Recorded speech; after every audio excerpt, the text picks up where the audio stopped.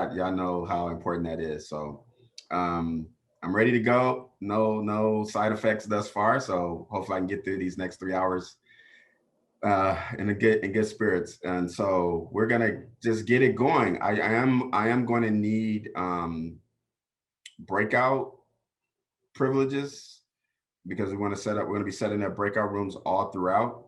I'm going to put the link to the slides now in the chat for people who want to follow along. And then we could get started. I want to start with just once again saying good afternoon, good morning. Been a rush day for me, so I'm gonna catch my breath here, and I want to start just by outlining what we're doing today. We're doing a focus on culture light. This is the preliminary fundamental session that everyone must go through before we can kind of get to the other things.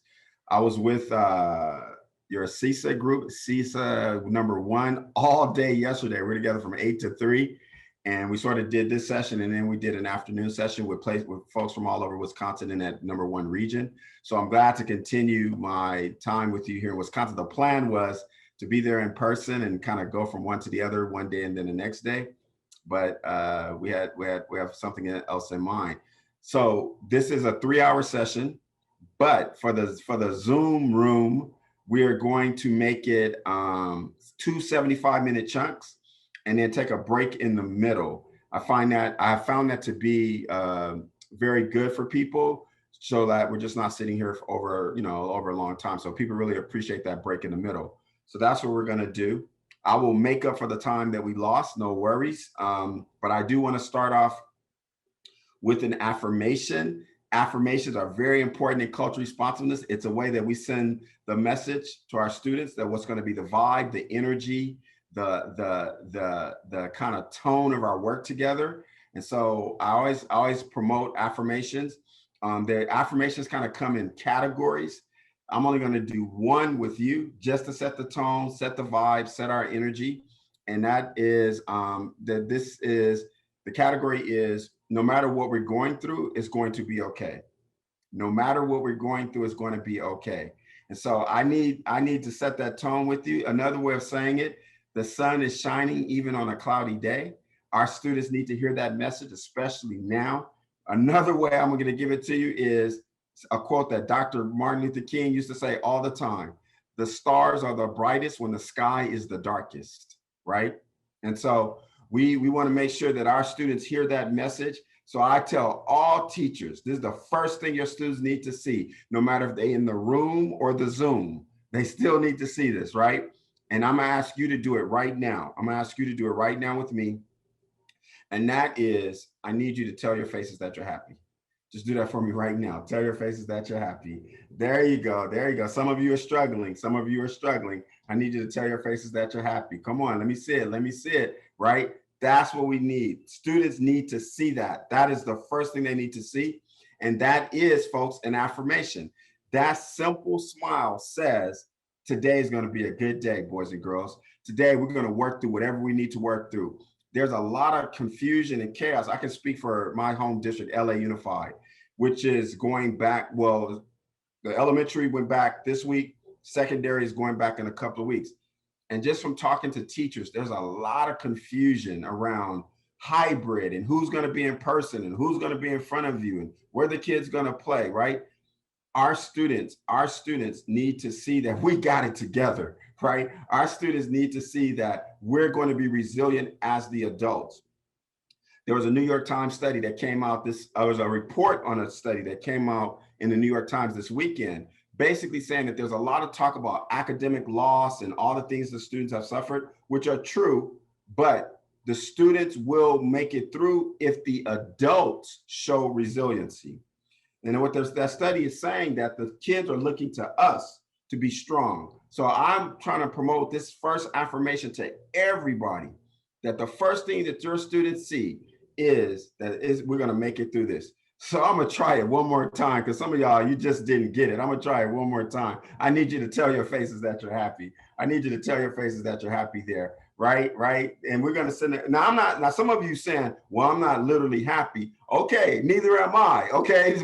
But for my students, I'm going to say, you know what? We're going to make it through. We're going to push it through. And some people fake it till you make it. That's what I'm talking about right there. That's what I'm talking about. Yep. Right. So that's one affirmation that I do. I actually do more, but for the sake of time and for the purpose of this session, I really just try to set the tone that our work is going to revolve around positivity. Our work is going to revolve around, in essence, we're going to have a message of love, which we're going to talk about in a minute. And I want people to understand that from the outset, right? I want people to understand that from the outset, that that's what this is about, right? Okay.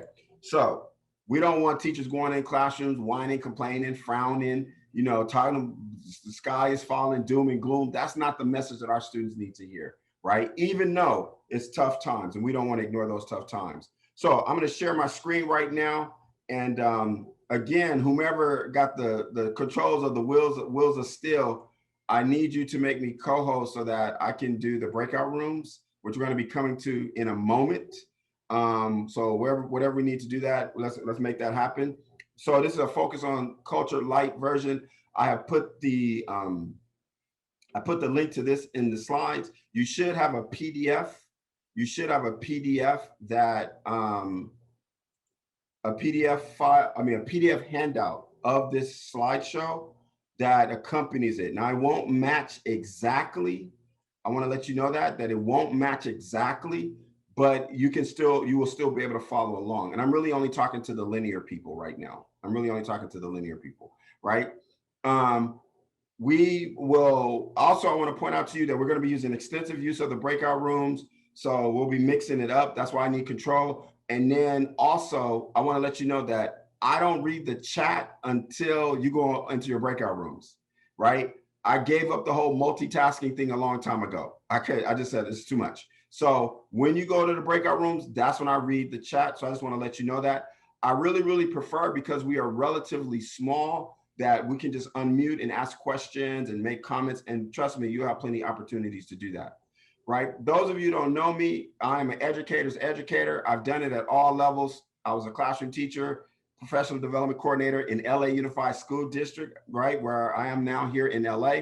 I was a professor in teacher education at Cal State Dominguez Hills. I opened up my own laboratory school based on this approach. So I'm not just talking the talk, I'm walking the walk, right? This is not just theory. I've seen this work with my own eyes, so no one can tell me that it doesn't work. I know that it works. We work with 300 African-American students for 10 years straight, right? Including my own children at the laboratory school, which is called the Culture and Language Academy of Success. So it's something I'm very proud of. What you should know, though, is since 2013, I've been solely doing this work. Since 2013, I've been solely doing this work, traveling, speaking, and just educating folks around cultural responsiveness. I'm very passionate about what I do. I love what I do. I try to tell my kids, make sure you do something that you love. And so we've been very blessed with some of the success that we're having. I know your state very well. I spent a lot of time in Wisconsin. In fact, I have my 2 credibility points, right? So when I'm talking to Wisconsin crowds, I have to credibilize myself, right? So they'll know I know your state, right? Now, I'm gonna credibilize it in 2 ways. First of all, I've been to Watertown. Okay? So I get some street cred because I've been to Watertown, okay? That's number 1. And number 2, I've been to the Dells. Okay, so that should do it right there. I've been to the Dells, so that should do it. I've actually been there twice. Okay, all right, okay, so that should do it. That should let you know, okay, he knows Wisconsin. Currently, we're working with Green Bay, we're working with Waukesha, we're working with Appleton. We're working with the Mesmer schools in Milwaukee. The Greater Lutheran schools just reached out, right? So we've been in Racine. We've been all over the place there. So here's the thing, though, and I'm gonna be upfront with you. We've done a lot of work there, but the practice part of our work has not shown the fruits of our labor.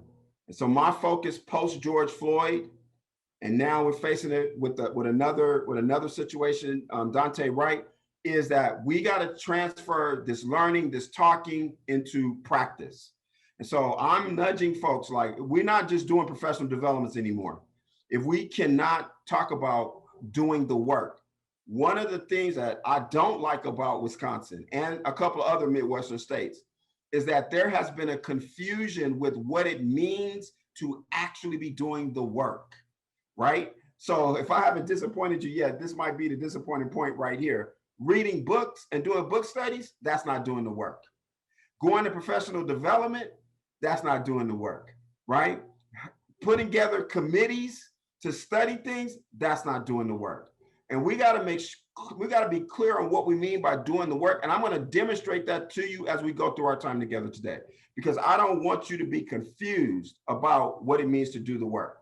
Last thing, please reach out to social media. Let them know that you're hanging out with Dr. Hollie today at Validated Firm on Twitter, Facebook, Instagram, whatever the outlet is. Let them know that we're hanging it together there today with our work. All right, so there we go. Now, there are 3 questions we're going to answer in our time together. What is cultural responsiveness as we're defining it? Why is it important for all students? And lastly, what does it look like in a classroom? We'll get a little bit into that. I need to talk about the racial justice piece just really quick as a way of honoring what our country has been facing for the past, since for the past almost year now. I hope that your districts, your schools are involved in a racial justice reckoning, that you're having conversations. We have an initiative that we've put forth called RACE. That means to reflect, to acknowledge, call to action, and to educate. And we're asking you that if you do not have anything structured, if you do not have anything that's holding people accountable for these conversations, then we want you to join us in this. I'm trying to get folks to look at this in 2 ways. It's what I call the obvious and the less obvious. The obvious is what we are experiencing right now. What happened to Dante Wright? What happened to George Floyd? What happened to Breonna Taylor and others? That is obvious, meaning we obviously have to bring change. We obviously have to do something different. I hope that you're still not debating that. I hope that you're not still discussing that, because it should be obvious. It should be obvious that you need to continue to have courageous conversations. It should be obvious that you need to take action where racial injustice and inequity occurs. And it should be obvious that you are ensuring equitable outcomes for all students. I hope this is still not a controversy in your districts and your schools. I hope that people aren't still sitting back wondering, what should we do? What should we do? That should be obvious. What I need you to do is pay attention to the less obvious. The less obvious are those moments where our actions don't match our words. I call these times the Amy Cooper moments, right? Amy Cooper occurred 5 days before George Floyd. 5 days before George Floyd. And this is a situation where a woman leveraged her race, she leveraged her culture, she leveraged her privilege, called the police on an African-American man who had simply asked her to leash her dog in a bird-watching area of Central Park. It went viral because she said her life was threatened. That is not the moment I'm talking about, though, folks. It's the next day. The next day, she apologized. She said, I'm not a racist, and she said, I love all people. And that is what I call the less obvious. Less obvious moments is when your actions don't match your words. See, what she said on one day didn't match what she said the previous day. And that's what we have to improve upon as culturally responsive educators. So here's my thing. Where are the less obvious moments in your district, in your school? Where are you saying one thing, but your actions are doing another thing? Where are you saying that you want equitable outcomes for all kids, but when we look at your discipline data, it doesn't show you want equitable outcomes for all kids? What does it show when you're saying we treat all our students fairly, but when we look at the test scores, it doesn't demonstrate that you're treating all your students fairly? So in order for you to be culturally responsive, you're gonna have to pay attention to the less obvious moments. You can't just pay attention to those obvious things like what our country is facing right now. To help you keep the conversation going, we have curated 4 experiences that we hope all educators can go through. The first experience is called Reflect. Reflect means that we take a deep dive with introspection. Any change is going to have to come with individual introspection. A, acknowledge. That means that we're going to continue to have conversations where we acknowledge our students' voice in this matter, and we do more listening than talking. C is a call to action, that you will make an individual commitment to do any little thing that goes towards a change, and then nudge your institution to make a radical change. And then lastly, educate. Educate means that you're simply going to read something, discuss something, listen to something that will increase your knowledge, That's the #1 fight against ignorance and bias is knowledge. So we have curated a bibliography for you. If you go to our website, coachresponsive.org, race challenge, or CLR response to race, you will see a wealth of resources where you can engage right now, or you can engage in our CLR race challenge, which are coming in on the end of the spring one, but we will be doing one in the summer. And I would love if some of you would participate in our summer race challenge. Again, I offer this as a service. If you do not have anything ongoing in your own situation where people are having structured conversations that is holding them accountable and you're doing it in the collective. If you don't have that going on, then this is a service to you. And I've committed to doing it for 1 full year. We started in September of the last year of September 2020, and we're going to continue it all the way through. All right. Now we're going to have this time together in 3 parts: terminology, methodology, and anthropology. All right. That's how we're going to divide our time. I need to start off by making sure that you're in the right place. Now, I know we've had all this buildup, right? And we're already 20 minutes in, and I'm about to say to you, you may not even be in the right place. You're going to say, what the heck is this guy talking about, right? That you're not even in the right place, right? So let's make sure you're in the right place, because I don't want you to spend another almost 2.5 hours sitting there looking like some of you looking right now. So let's make sure you're in the right place, okay? Let's make sure you're in the right place. I want to make sure that you are on the journey to responsiveness. I want to make sure you're on the journey to responsiveness. Let me define responsiveness for you. Responsiveness is that you're on a journey to be more caring, more sensitive, and more understanding, more sensitive, and more aware of the students that need you to be. Okay? All right? That's the journey. That's how we're defining responsiveness. You're on a journey to be more sensitive, more aware, and more understanding of the students who need you to be. If you're on that journey, could you just nod your head, give me a thumbs up? If you feel like you're on that journey, just give me something, okay? Right? Okay. Now, if you think you're on that journey, then I need to ask you another question. When was your light bulb moment? See, I got to ask you this question because I don't meet too many people who don't think that they're on the journey, right? I don't meet too many people who's going to say, no, I'm not on a journey to be more understanding. I'm not on a, like very few people, right? So I got to ask you a second question. Have you had your light bulb moment? What's the light bulb moment? It was the moment that you recognize all students are not educated equitably. You recognize that you had to go from a plan A to a plan B because of issues of race, culture, language, poverty, special ed, whatever. And you had to go from a plan A to a plan B because of these uncontrollable variables. Your plan A was not going to work. So you had to go to a plan B. I call this the moment of recognition in my book. I call it the light bulb moment. And you cannot be on the journey if you have not had a light bulb moment.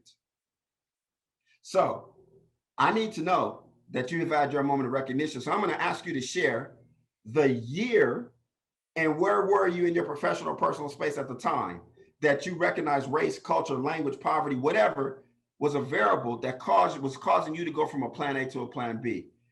When you get in your breakout rooms, I want you to share that information. And all you got to do is give the year and where were you at the time. If I were in a breakout room, I would say 1992, when I started teaching at Charles Drew Middle School in Watts, California, right here in Watts, California, what you would know stereotypically as South Central, if you watch the media. But the official name is Watts. I started teaching at the lowest performing junior high at the time in Los Angeles. I was transferred from a high school situation. So it was my 3rd year of teaching, and the light bulb didn't come on until my 3rd year of teaching. Those kids at Drew taught me about how race and culture and language were factors in what we were experiencing that was leading to inequities. And I had to go from a plan A to a plan B. In fact, with some of the students, I had to go to a plan C, right? And if you do not know what that feels like, then you cannot be on this journey.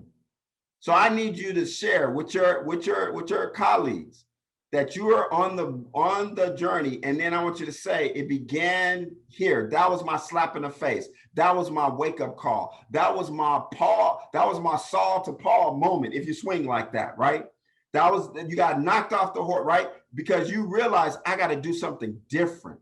Now, what is the relevance of this? Let's make it plain. It's not just about today, because if you're going to authentically be culturally responsive, guess what? You got to make sure everybody that you're trying to engage in this work is on the journey.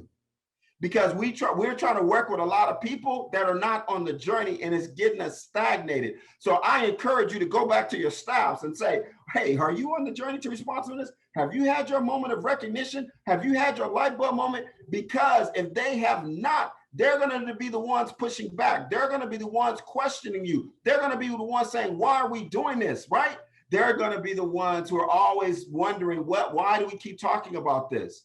So this is why I'm saying I don't want anybody sitting here who's not on the journey, right? It's a waste of your time. It's a waste of my time, right? So I check in with folks before we get down to the nitty gritty, right? Because I don't want somebody sitting there all day with the lips poked out, right? I don't want somebody sitting all day with a mug face looking at me all day on a Zoom. It's just not fun for me. Because if you are on the journey, things I will say to you today will resonate. They will reaffirm. They will inspire. They will give you leverage. But if you're not on a journey, some of y'all gonna sit there looking like you're looking right now. You're gonna be doing it for the whole time. And I don't want to sit there looking like that, right? I want you to be engaged. I want you to reaffirm. So this is what I'm gonna do. I'm gonna put you in a breakout room right now. It's random. You're gonna have to share. You're gonna have to share your light bulb moment with your members. This is called a response protocol. It's called a whip around. You got 1 minute apiece. If you don't know the person, I don't know, I assume you folks know each other, I'm not sure, but if you don't know each other, just share, your names and all that, where you're from. Then say the year and where were you in your professional space. That's all you got to do. I'm going to give you 1 minute apiece, which will be a total of 4 minutes, and I'm going to bring you back, right? I'm going to bring you back. We have exact numbers of 4 people per group. Now, here's the deal. If you are on your journey, when the people who come back, I'm going to assume that you're on your journey, right? So then we're going to be ready to go. We're going to take off. We're going to fly. And I'm hoping that some of you are going to say, well, you know what? I might not be on this journey. So I may have to reconsider. And if you do that, that's fine too. And I'm trying to model for you how we want to have this conversation with staff, how we want to have a conversation with this staff. We do not want to make assumptions that everybody's on the journey. Because when we make that assumption, it will keep us stagnated. So I'm going to see you back in 4 minutes or so. Once again, year and where were you? What school, what district, what position, what city? Quick question. Yeah. Can I ask a quick question? So you said, absolutely. Where are you? Can you define one more time what you meant by the journey? Because first you said professional career kind of, and then there was another, like when you realized that you were like, that there was a problem. So like what, because I mean, like the problem might have been realized before you were in a professional career. Oh, yeah. You're right. You can go personal or professional, right? It can be before professional. Cool. So you can go.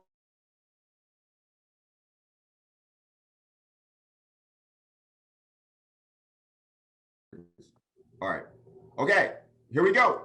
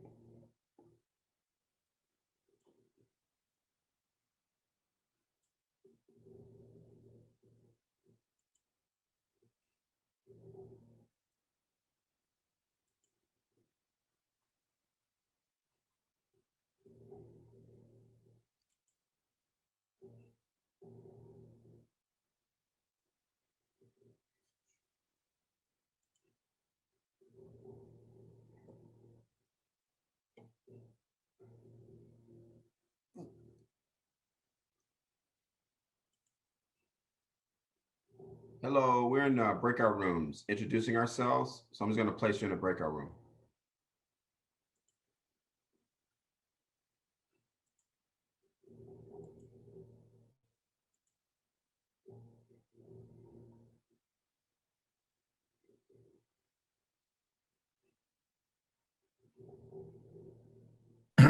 Have you made your presentation? Yeah, we're in breakout rooms right now having a discussion about our light bulb moment. And people are discussing that right now in the breakout rooms. And is there going to be a closing where they're giving out awards and recognizing the people that are graduating? Oh, I don't know. You'd have to ask the coordinators of the. I'm just a guest speaker, so I'm not sure about that. Yeah. Thank you.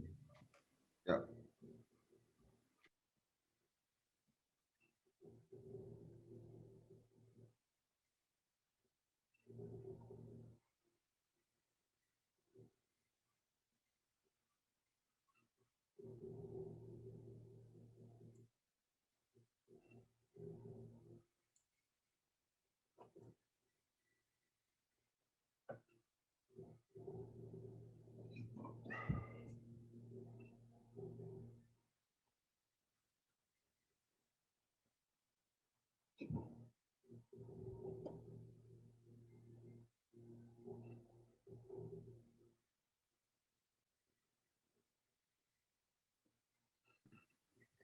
Hi there, Dr. Hollie. I just want to make sure that we have people that I think are trying to get into the meeting at times. I think, I'm not sure. They should just be able to enter, I believe. Yeah, I mean, they're popping up as in the waiting room, and I'm admitting them. Oh, okay. Awesome. Excellent. Good to see you. Same here. Yeah.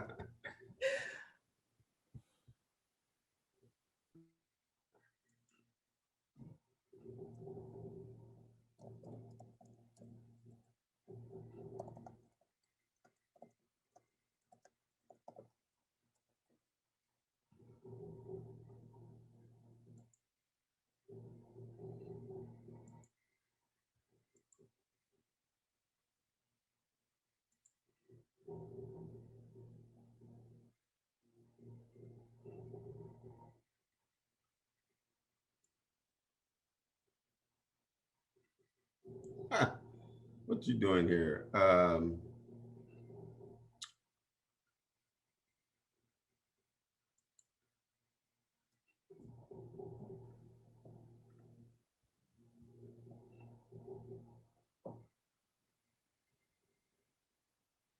Are these all new people?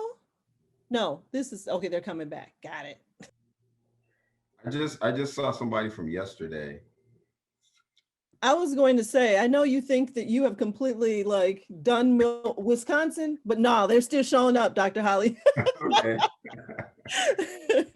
I know I just jumped in this conversation. I don't know if I was supposed to be Oh, here. yes. Oh, okay, this is Alverno. So she's one of our Alverno people. Hey, Tiffany. Hey. Dr. Hollie is teaching, so just.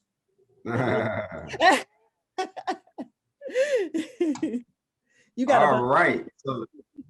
So now we're ready to go. I'm hoping that you're on the journey and you are ready to go forward. So I'm going to assume that you're on the journey going forward, and you're not going to sit there wondering why we're doing this. What is this about? Let's talk about this journey real quick. This journey is in two parts. It's your mindset and your skill set. Your mindset is you are constantly checking in with your biases, your prejudices, your ignorances, your misunderstandings, your misgivings, your misinterpretations, your misperceptions about cultural and linguistic differences. You are constantly checking in with yourself. This is not you. This is not you. I love all people. I treat all people the same. I'm not a racist. That's not you. By the way, if you have to tell somebody you're not a racist, that's a problem. I just want to let you know that, okay? Right? In this work, you are constantly checking in with yourself. You got a radar on all the time that says, hey, you thinking with bias right now. Hey, you thinking with prejudice right now.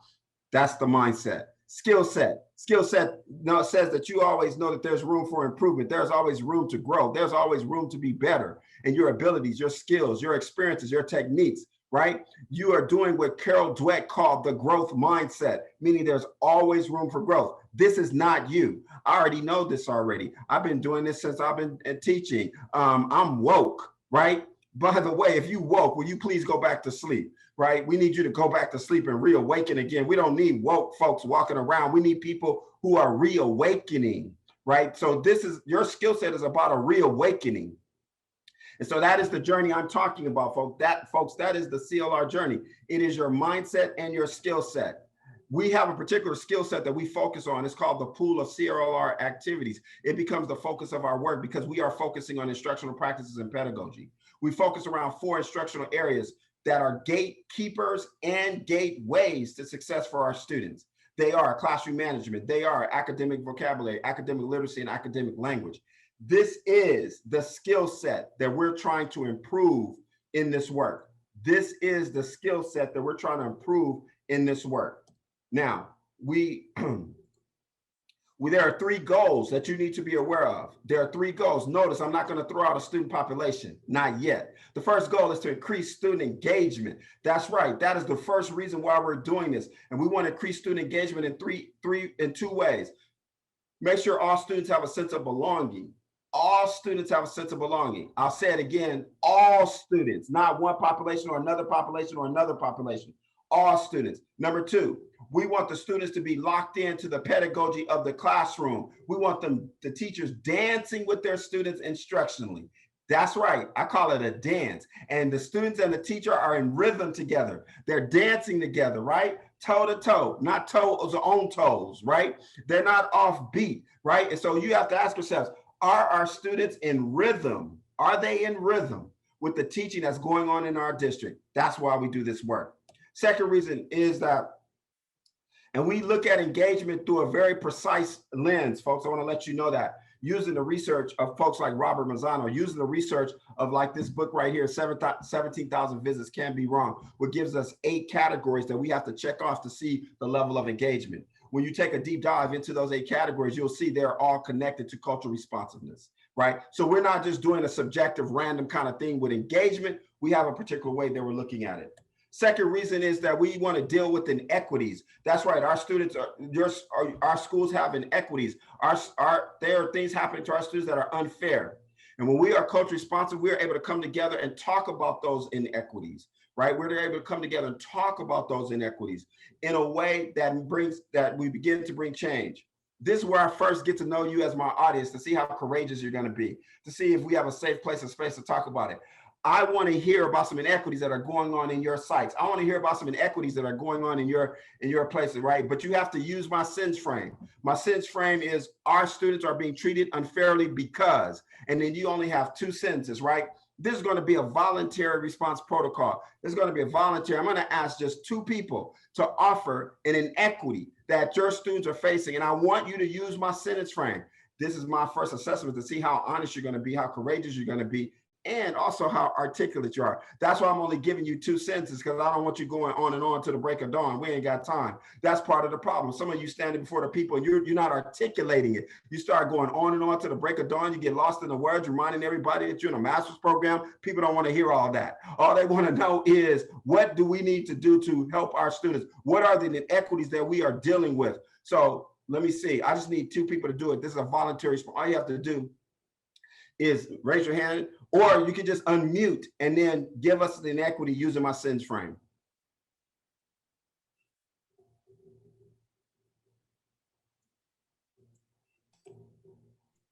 Come on, who's gonna go first? Our students are being treated unfairly because we promote access, but we don't provide services to assist all students through graduation. And we don't have faculty and staff of color and programs that are specific to their needs. Booyah! I'm loving you, Austin. That is perfect. Perfectly said. Thank you. Good. Perfect. That's 1. I need 2. I need another one. Our students are being treated unfairly because our school values involvement in extracurriculars, but does not provide access and transportation to after-school activities, or has a structure regarding our fee schedule to make it affordable for all students. Booyah! That's what I'm talking about, Jamie. That's a one we hear all the time, by the way. That's one that we hear all the time. That's what we need to hear, folks. These were to the point, we could easily understand, and we want the person to say this when they hear it. That's not fair. With both of those, I immediately thought, oh my gosh, that's not fair. So when you articulate the inequities, you got to get them to say, it's not fair. We got to do something about it. Here's the issue. We too busy writing plans. And I know y'all had to come up with a plan, so I ain't trying to knock you out, right? But we too busy writing plans. We too busy in committees. We too busy saying what we gonna do. Most inequities can be taken care of with the signing of a document, a changing of a policy, and it could change tomorrow, right? This is one of the things that we have learned in COVID. Look at all the things that we changed because of COVID. Right? All the things that we said we wouldn't do. We always said we'd have standardized tests. We didn't have standardized tests last year, right? Because of COVID, right? We said we couldn't get devices to all kids. All of a sudden, we got devices to all kids because of COVID, right? So we don't need any more plans. We don't need any more committees. We know what we need to do. The question is, do we have the courage to do it? That's where we are right now, right? I see some of y'all, could you please move on? Okay, some of y'all faces like, could you please move on? Okay, I'll move on. Let's go to way number 3, but you ain't gonna like this one either. The third reason why we do culture responsiveness is to give outrageous love. That's right, I said it. You know, some of you said, did he just say love? Yes, I did say love, and I'm talking about outrageous love. I'm not talking about ordinary love, I'm talking about the more love, right? Because there are some students, there are some families, they need more love, folks. I call them the more love students, right? We loving them all we can. We're doing the best we can, but their response is, I need more teacher. I need more school. And then the question is, are you willing to give them that more? Well, I call that more outrageous love. Cultural responsiveness is outrageous love. But here's a problem. You can't write outrageous love in a plan. You can't write it in your school site plan because the district is going to reject it. You can't say, we're going to be loving our students outrageously at our school. They're going to say, no, well, you need to rewrite that, okay? Right? So this has to be our mood. This has to be our vibe. This has to be our energy. So I want you to think about your more love students right now. Think about the more love kids. Think about the more love families. And then I want you to say, are we a place where we are prepared to give outrageous love? Just say that for me. Just think about that right now. In fact, I want you to practice with me, right? If somebody asks you, why do we need cultural responsiveness? Here's the response I want you to give first, to give outrageous love. And then I want you to smile. We're going to practice right now. You don't have to unmute yourselves. I want you to do it in the privacy of your own Zoom. You're just going to mouth it. And then I want to see you smile, right? I'm a naysayer. I'm a role play a naysayer. Here's me. Like, I don't even know why we need this. We keep talking about this. I'm so tired of this. We need to just move on. These kids just need to do what we say. They just need to learn. Why do we need cultural responsiveness? Let me see you go. Go. Love, love, love. There you go. Right? What can somebody, my point to you is, what can somebody say that? What could somebody say to that? This is the answers we need to be given. Notice, I did not name a student population. We're going to get to that later. Get them in the tent. We got to get them in the tent, folks. And once we get them in the tent, that's when we let them know what we need them to do, right? All right, so all I know is you also have to know your disposition in coming to this work. You have to know your disposition in coming to this work. So I'm going to give you 4 dispositions that you always have to consider. And I believe that you have to check in with folks. You got to check in with them, okay? Right? So here's disposition number 1. You have your naturals. These are people who are already inclined to the work. They're already doing the work. They already believe in the work. They're already builders. They've been asking you what's taking you so long. They're ready to go right now. That's disposition number 1. Disposition number 2 is you have those who believe, but they aren't builders, who believe, but they don't know what to do. They need support. And what they've been hit with is 1 and dones and 2 and throughs. And you never finish it. You don't see it all the way through. So their attitude becomes, and this too shall pass.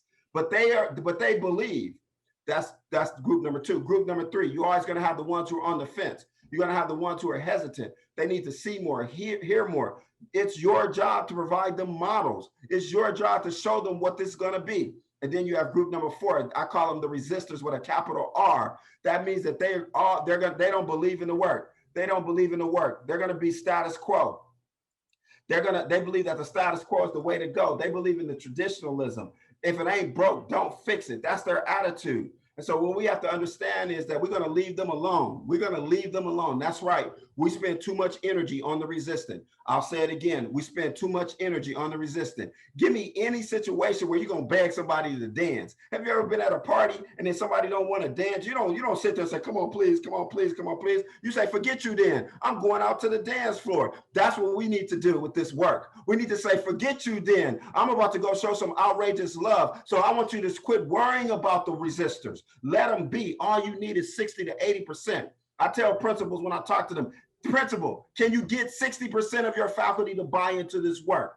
Right? And they know they better answer yes. Because if they answer no, I'm gonna question, why are you in a leadership role then? Right? All I need you to do is get 60% and we can make this plane fly. We don't need 100%. Right? So I want you to begin to think about, where are your people in relation to this work? Who are your naturals? Who are your believers, but they have not been supported? Who are the ones that are hesitant because they need to see a model? And then who are the ones who are pushing back? Who are the ones that are bringing negative energy? Who are the ones sending long emails? Who are the ones trying to have parking lot conversations? Who are the ones trying to get their clique to go down with you?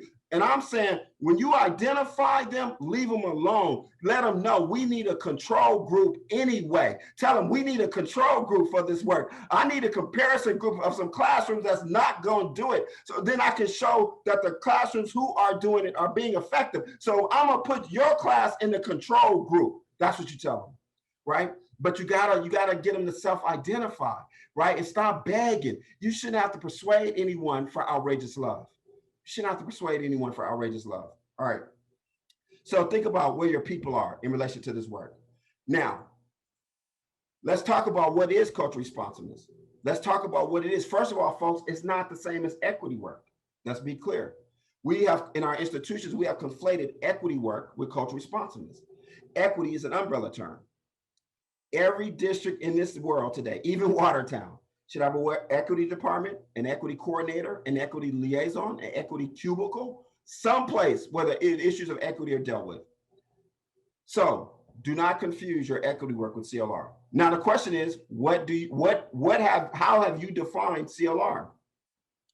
To save a little bit of time, I'm gonna skip this breakout because ordinarily I would have you go and share your definitions of CLR, but I'm gonna skip to it just to save a little bit of time.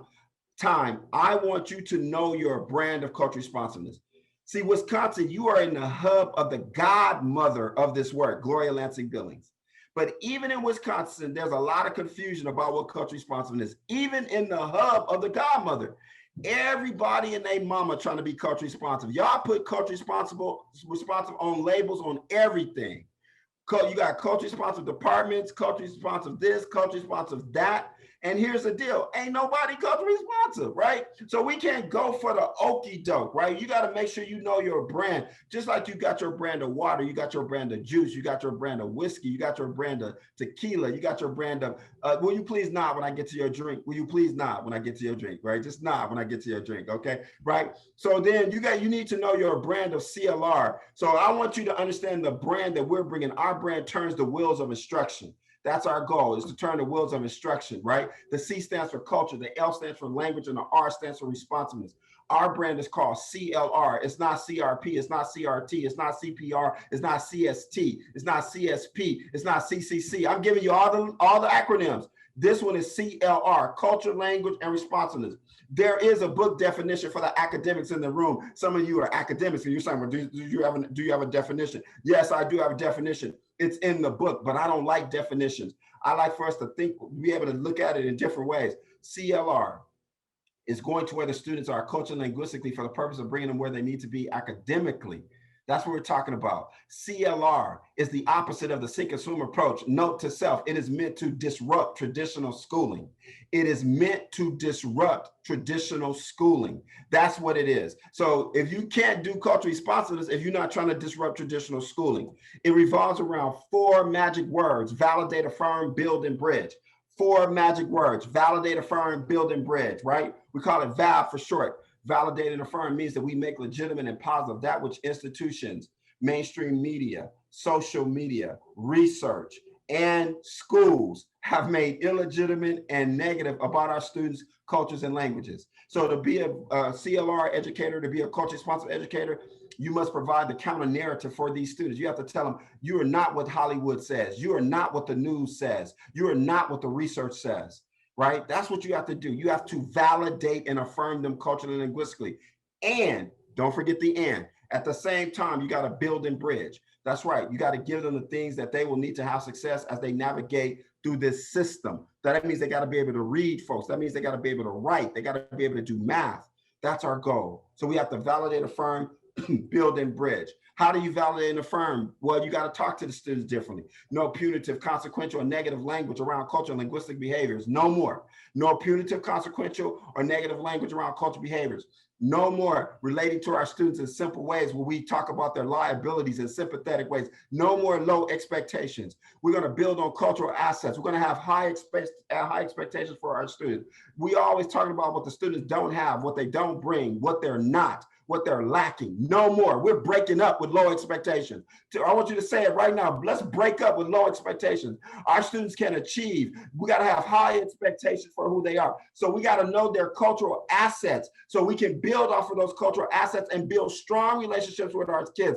Any strong relationship is built off of high expectations. Think about your relationships right now. If you have a low expectation, then what kind of relationship is that? I don't mean for anyone to start, talking about, oh, I need to go call somebody. I ain't trying to stimulate that right now. All I'm saying is that some people think that being culturally responsive is being sympathetic to who the students are. That's what I'm saying. Some people think that being culturally responsive is having low expectations, telling people what the students can and won't do. That's not cultural responsiveness, right? Cultural responsiveness is telling people what they can do, what they will do, right? So we gotta build strong relationships. Last, we gotta teach differently. We cannot continue to do the traditional approach and expect to have success. We cannot continue to do the traditional approach and expect to have success. So we got to do something different. This work is built around difference, right? Now, for those of you who are saying, you know what, I get what you're saying, but can you put it in a book? No problem. I'm going to give you a book, Global Dexterity, right? I want you to pick up Global Dexterity. Check it out.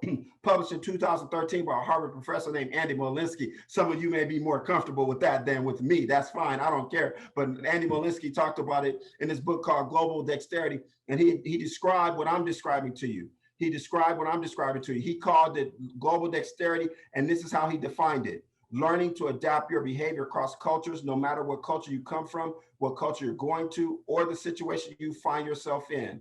Global dexterity is fitting in without giving in, right? And our goal is to have our students fit into our school's culture without giving up who they are culturally and linguistically, right? Now, I call it situational appropriateness. I'll define it for you when we do the second part, but let's be plain. Some of you, I see where you're going. You said, oh, he talking about code switching. I'm not talking about your grandmama's code switching. So don't even go there. I ain't talking about your grandmama's code switching, right? Because your grandmama's code switching said that you have to give up something. And what we're saying is students shouldn't have to give up anything to have success, right? All right. So here's the bottom line. Here's the bottom line. I want you to be fabulous. I want you to be fabulicious. I want you asking every single day, who do we need to validate? Who do we need to validate and affirm? That's our goal. That's why we call this work Vab Nation. We got teachers all over across the country who are saying, how can we validate and affirm our students culturally and linguistically? Now, let's be careful. I can see some of you getting into it. You're saying, can I get a t-shirt? Yeah, you can get a t-shirt if you want. You can get a bumper sticker if you want. But let me forewarn you on something that will keep you from validating and affirming. It will be your biases. We all have biases, and I need you to be aware of them. That's the key to the work. So let me give you two more references for the people who like to read. The first reference is called Blind Spot, The Hidden Biases of Good People. This book teaches us that we all have biases. Number one, we all do. Humble yourself and say, you know what? I have biases. I have prejudices. I have misunderstandings.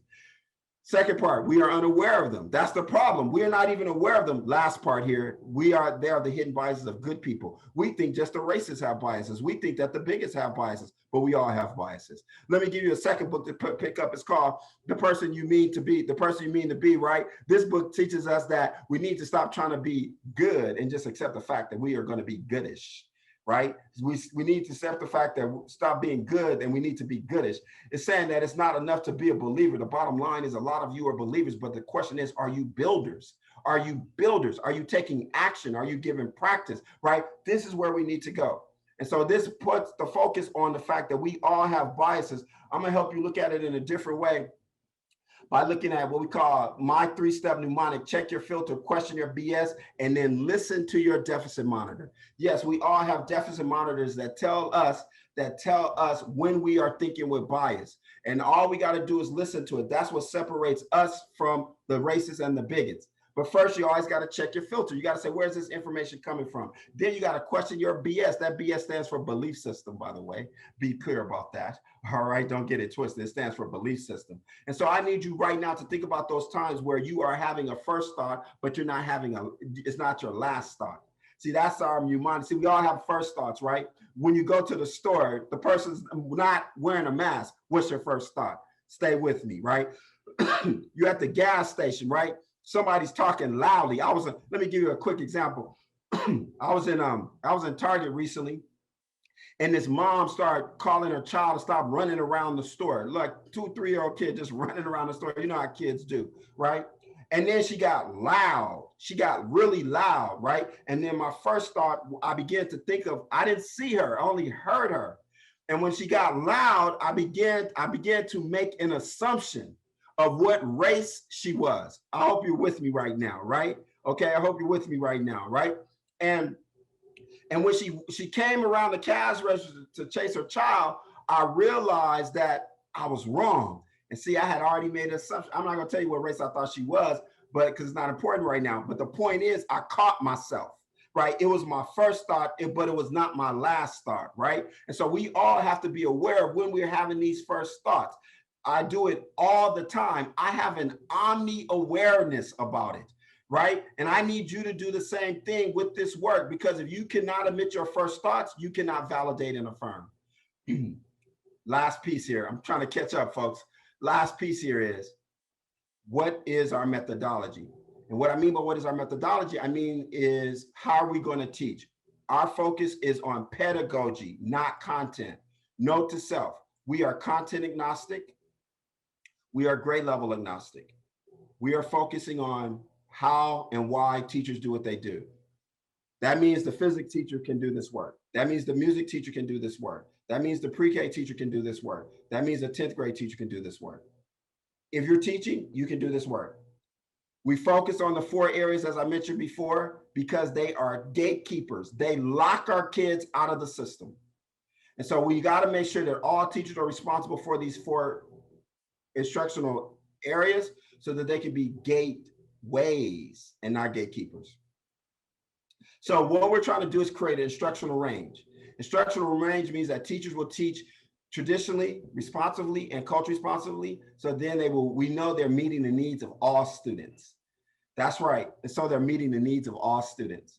If they're not teaching in this way, they can't meet the needs of all students. So we want teachers teaching traditionally. We want teachers teaching responsively. And the difference is, how's the interaction flowing? The difference is the teacher playing a guide on the side or a sage on the stage? The difference is the teacher validating and affirming who the students are culturally and linguistically. See, those are the differences. And that's what we bring to teachers, right? I'm gonna give it to you academically. What we try to do is make sure people are focused on the categories: response protocols, movement activities, discussion protocols. This is what our resources are all about. So we give teachers specific things to do. My popularity is rooted in the fact that when a teacher leaves us, they have something to do the next day, right? They have something to do the next day. We want them to fill their proverbial toolboxes with activities that you see there on the second line, right? So these are not activities that we created ourselves. They're already out there in the activity world. We've just brought them under the CLR tent to say, these are good activities that will help you validate and affirm. So you see some in purple that come out of the Kagan system. You see one in green called Shout Out that we created. You see ones in red that are more traditionally oriented. And this is how we want our teachers looking at this work, right? That they'll understand it in this way. Now, the whole point though, the separator for us is this, that when they teach it, they will teach it in a way that validates and affirms. So the behavior you see in orange, those are behaviors we want validated and affirmed. The behaviors in blue, they are more of the traditional behaviors that we're trying to balance by validating, affirming, building, and bridging. So for example, we have a popular activity called a shout out. I'll do it with you after the break. Shout out. It's meant no hand raising. You can just shout it out. In our school systems, we call it blurting out. But in our world, it's a cultural behavior that's built on spontaneity. that teachers can validate and affirm if they present it in a structured way. So we call it shout out. And we don't want the teacher telling the kids stop blurting out anymore, because you're going to infuse the shout out into your teaching. And at the same time, you're going to validate and affirm spontaneity. Now, for some of you say, oh my gosh, I can't believe this. Notice we still have raised hand, so don't panic. We still have raised hand. And we still have moment of silence. So relax, okay? Relax, right? The whole point is, what is the balance of the use of the activities? That's what we're trying to demonstrate, right? Now, the reason why we want to do this is, well, okay, let me show you this. I'm going to show you a clip. So that means I'm almost caught up, folks. That's good. I'm going to show you a clip from a kindergarten class. And you'll see this teacher doing what I just talked about. She's going to use movement activities, response protocols, right? She's going to do, I think she's going to do a couple of these, but this is why I want you to answer for me. What cultural behaviors does she validate and affirm by doing the activities? This is from Minneapolis, and I'm not making this up. This is from Brooklyn Center School District. No lie. You can look it up for yourself. Earl Brown Elementary. We worked with Brooklyn Center for the past 4 or 5 years. So I want you to note that we have been right in the heart of things. This is Earl Brown. That's their elementary school. It's a very small district, right? And this is a teacher who came to one training and then said, I want to go back to my classroom and I want to make a change. And she did. And she was willing to share her video with us. So it's only 4 minutes long. Here's a question that you have to answer. What behaviors does she validate and affirm culturally?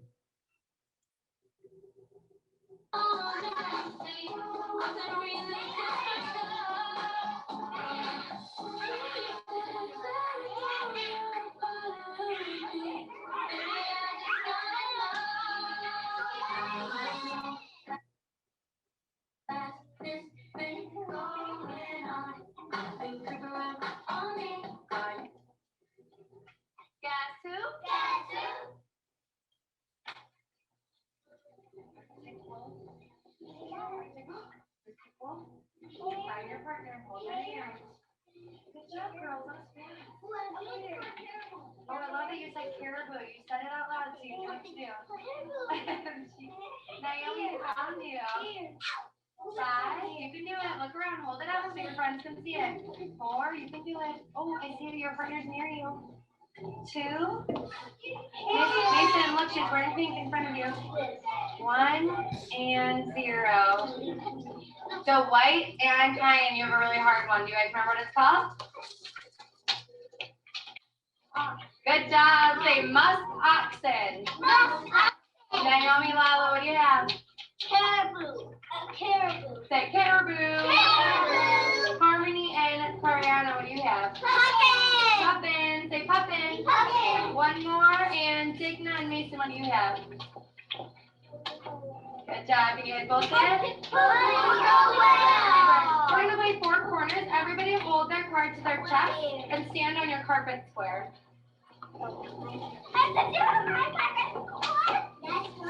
I'm going to read one of our 4 corners, but first let's review. I say, you say. I say, you say. I have 4 legs. I have 4 legs. Point to it. Do you know where it is?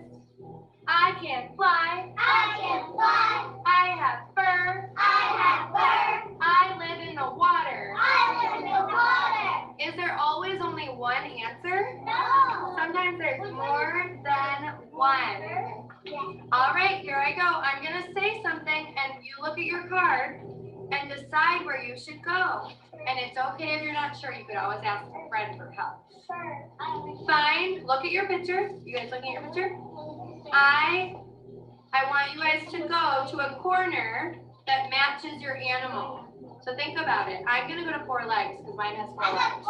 Look at your picture. I'm going to go to 4 legs. We have fly, lives in water, and fur.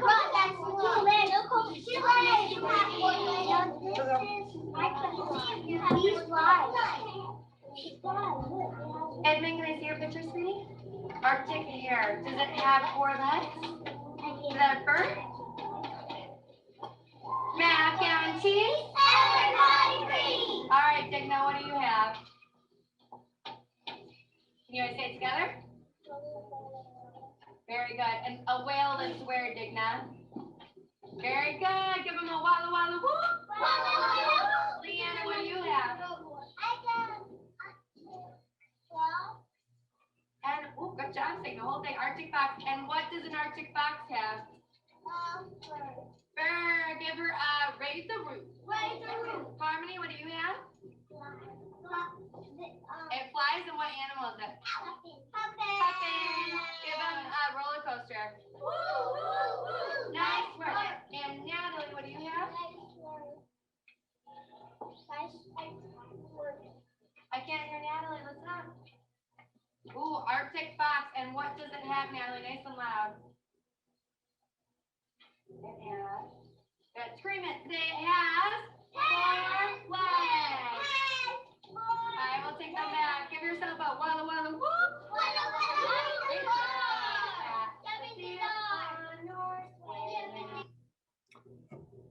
All right. So that was a very simple example, right? We're not slicing bread here. That is not an exemplar. It's just a teacher who said, I need to do something different. I need to validate and affirm my students, and left the training, and that's what you get, right? And she kind of did on her own, a little bit of our support though.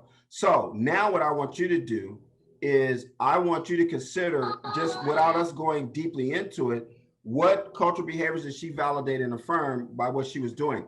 When we teach this way, we increase student engagement. I want to make sure you understand that point. And more importantly, we decrease disengagement. And as much as we don't want to admit it, a lot of the disengagement that we are experiencing in our schools right now has to do with instruction.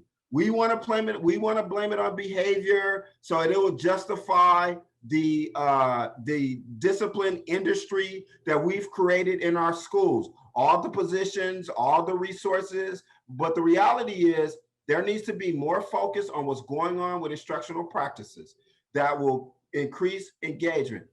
I still believe, and I think most of you do because you look like you from my generation, is that the best discipline plan is in an engaging lesson plan, right? And we have let our instruction off the hook by sending kids out of class, by putting them in school suspension, not because of the behavior, but because we don't want to teach them in a way that reaches who they are, right? And that's just the way it is. So I want you to get in your groups one more time. You're supposed to do 3 breakouts. We only did 2 because I wanted to save time. And you're going to have 2 tasks. What behaviors did she validate and affirm in your view based on where you are now? And then secondly, do you have any questions or comments for me as we go into our first break based on hearing this first part?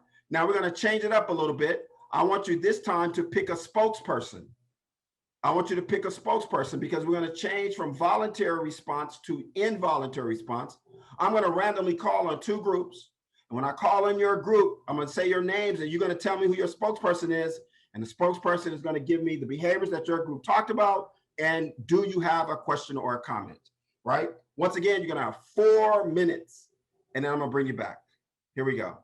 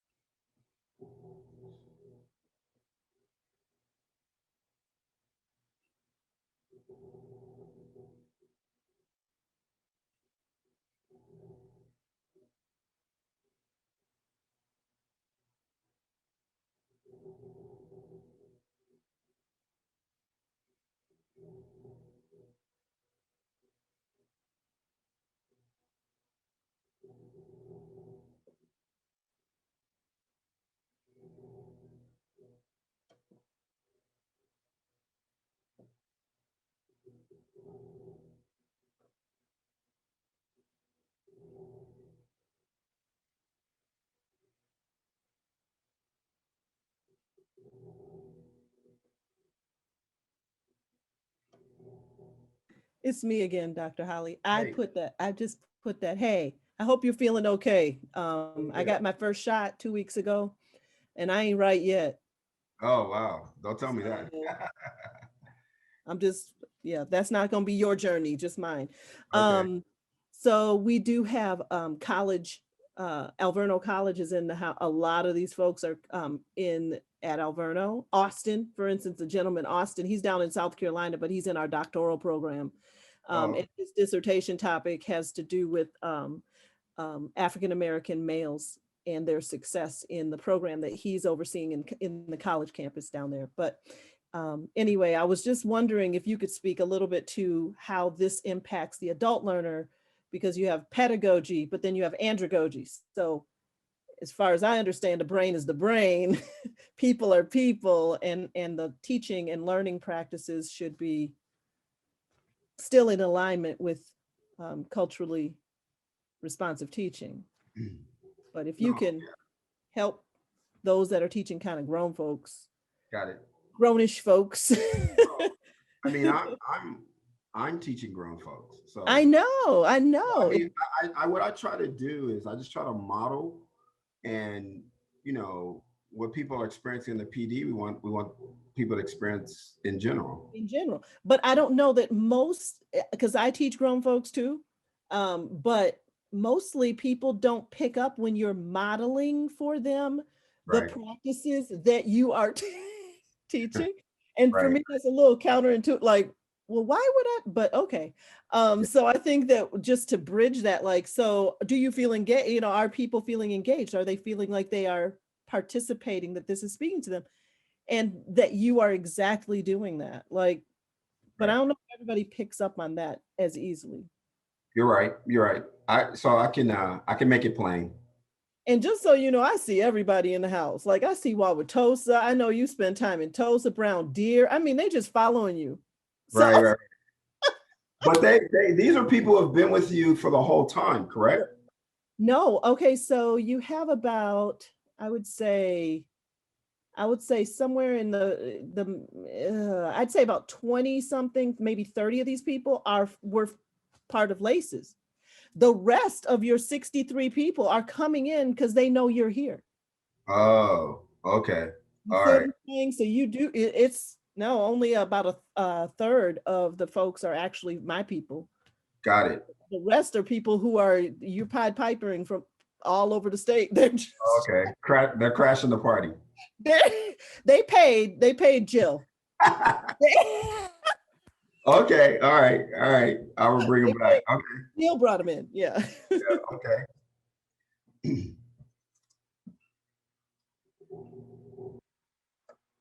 People are still coming in too. That's the trip part about it. That's exactly right. Yeah. Yeah.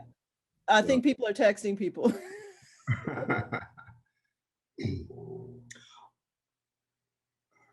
All right, we're right up on our break time, so I was going super fast. So I was trying to catch us up. So I hope you were able to kind of keep up there. I apologize, but I did catch us up, so I'm glad about that. So here we go. This is a involuntary response protocol. Let's just say I have a deck of cards in my hands. I pull out a card and I randomly call a group. I pulled out, let's see, 7 of clubs. Chelsea, Christopher, Heidi, Jody. Who's the spokesperson for room 7? It's me. Do you want me to tell you all the things we said? Well, I want to hear the behaviors, and then if you have a question or comment. So we just listed some things that we thought that we were noticing, like that she offered that there's more than one right answer. We felt like that was a good teaching practice that kind of opens it up to everyone. It's okay to ask your friends for help. We saw her having affirmations that the kids were saying, and we were noticing the way that the kids were responding. There was a lot of like call and response, or kind of like you were saying with the shout out thing rather than just hand raising. And then we also talked about the music, like that she had music at the beginning, that could just be an easy way to kind of switch around the type of music that you play for the kids. Awesome, awesome. Did you have a question or comment? I did not. Okay, all right. That's okay. High five from afar. High five from afar. Way to go, way to go.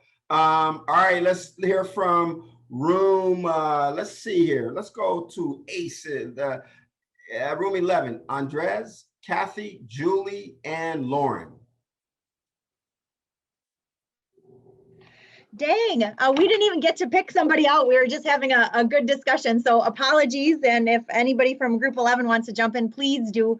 So we saw a lot of great behaviors in there, the call and response that were just mentioned, the ability for students to make their own decisions and then move to a part of the room to respond to what she was looking for, the characteristics of the animals in there. And then when she was doing a great job of noticing where kids were going, and if some seemed to need help, she'd engage them with their peers, or she would say, hey, does yours have fur? And then that little girl meandered over to where she needed to. And so she was very positive in that respect. And the engagement from the students, every student was engaged throughout the entire lesson, whether it was physically, some were looking at her, some were just responding to what she had asked them to do. So the best thing was that 100% engagement, and in a variety of different modalities of it. And we didn't get to the point to ask if we had any questions for you either. That's okay. That was all great. That was very powerful. High five from afar. High five from afar. All right, folks, that was good. We'll still have more time. Thank you for the two groups for sharing. And what we're going to do now, we're going to take our refresh, stretch, and reflect break. So go refresh your tea, your coffee, your mocktail, your Bloody Mary, your mimosa, your boba, whatever you're drinking, go refresh it. Take a stretch. I don't know what the weather is in Wisconsin, but it's another sunny Southern California day here, folks. Hate to tell you. I don't know what you're feeling there, but go outside, get some fresh air, and then do a little reflecting on what you've heard thus far. We're going to resume exactly at 47 after. 47 after. We're going to be on precise time. Okay. All right. Enjoy your break.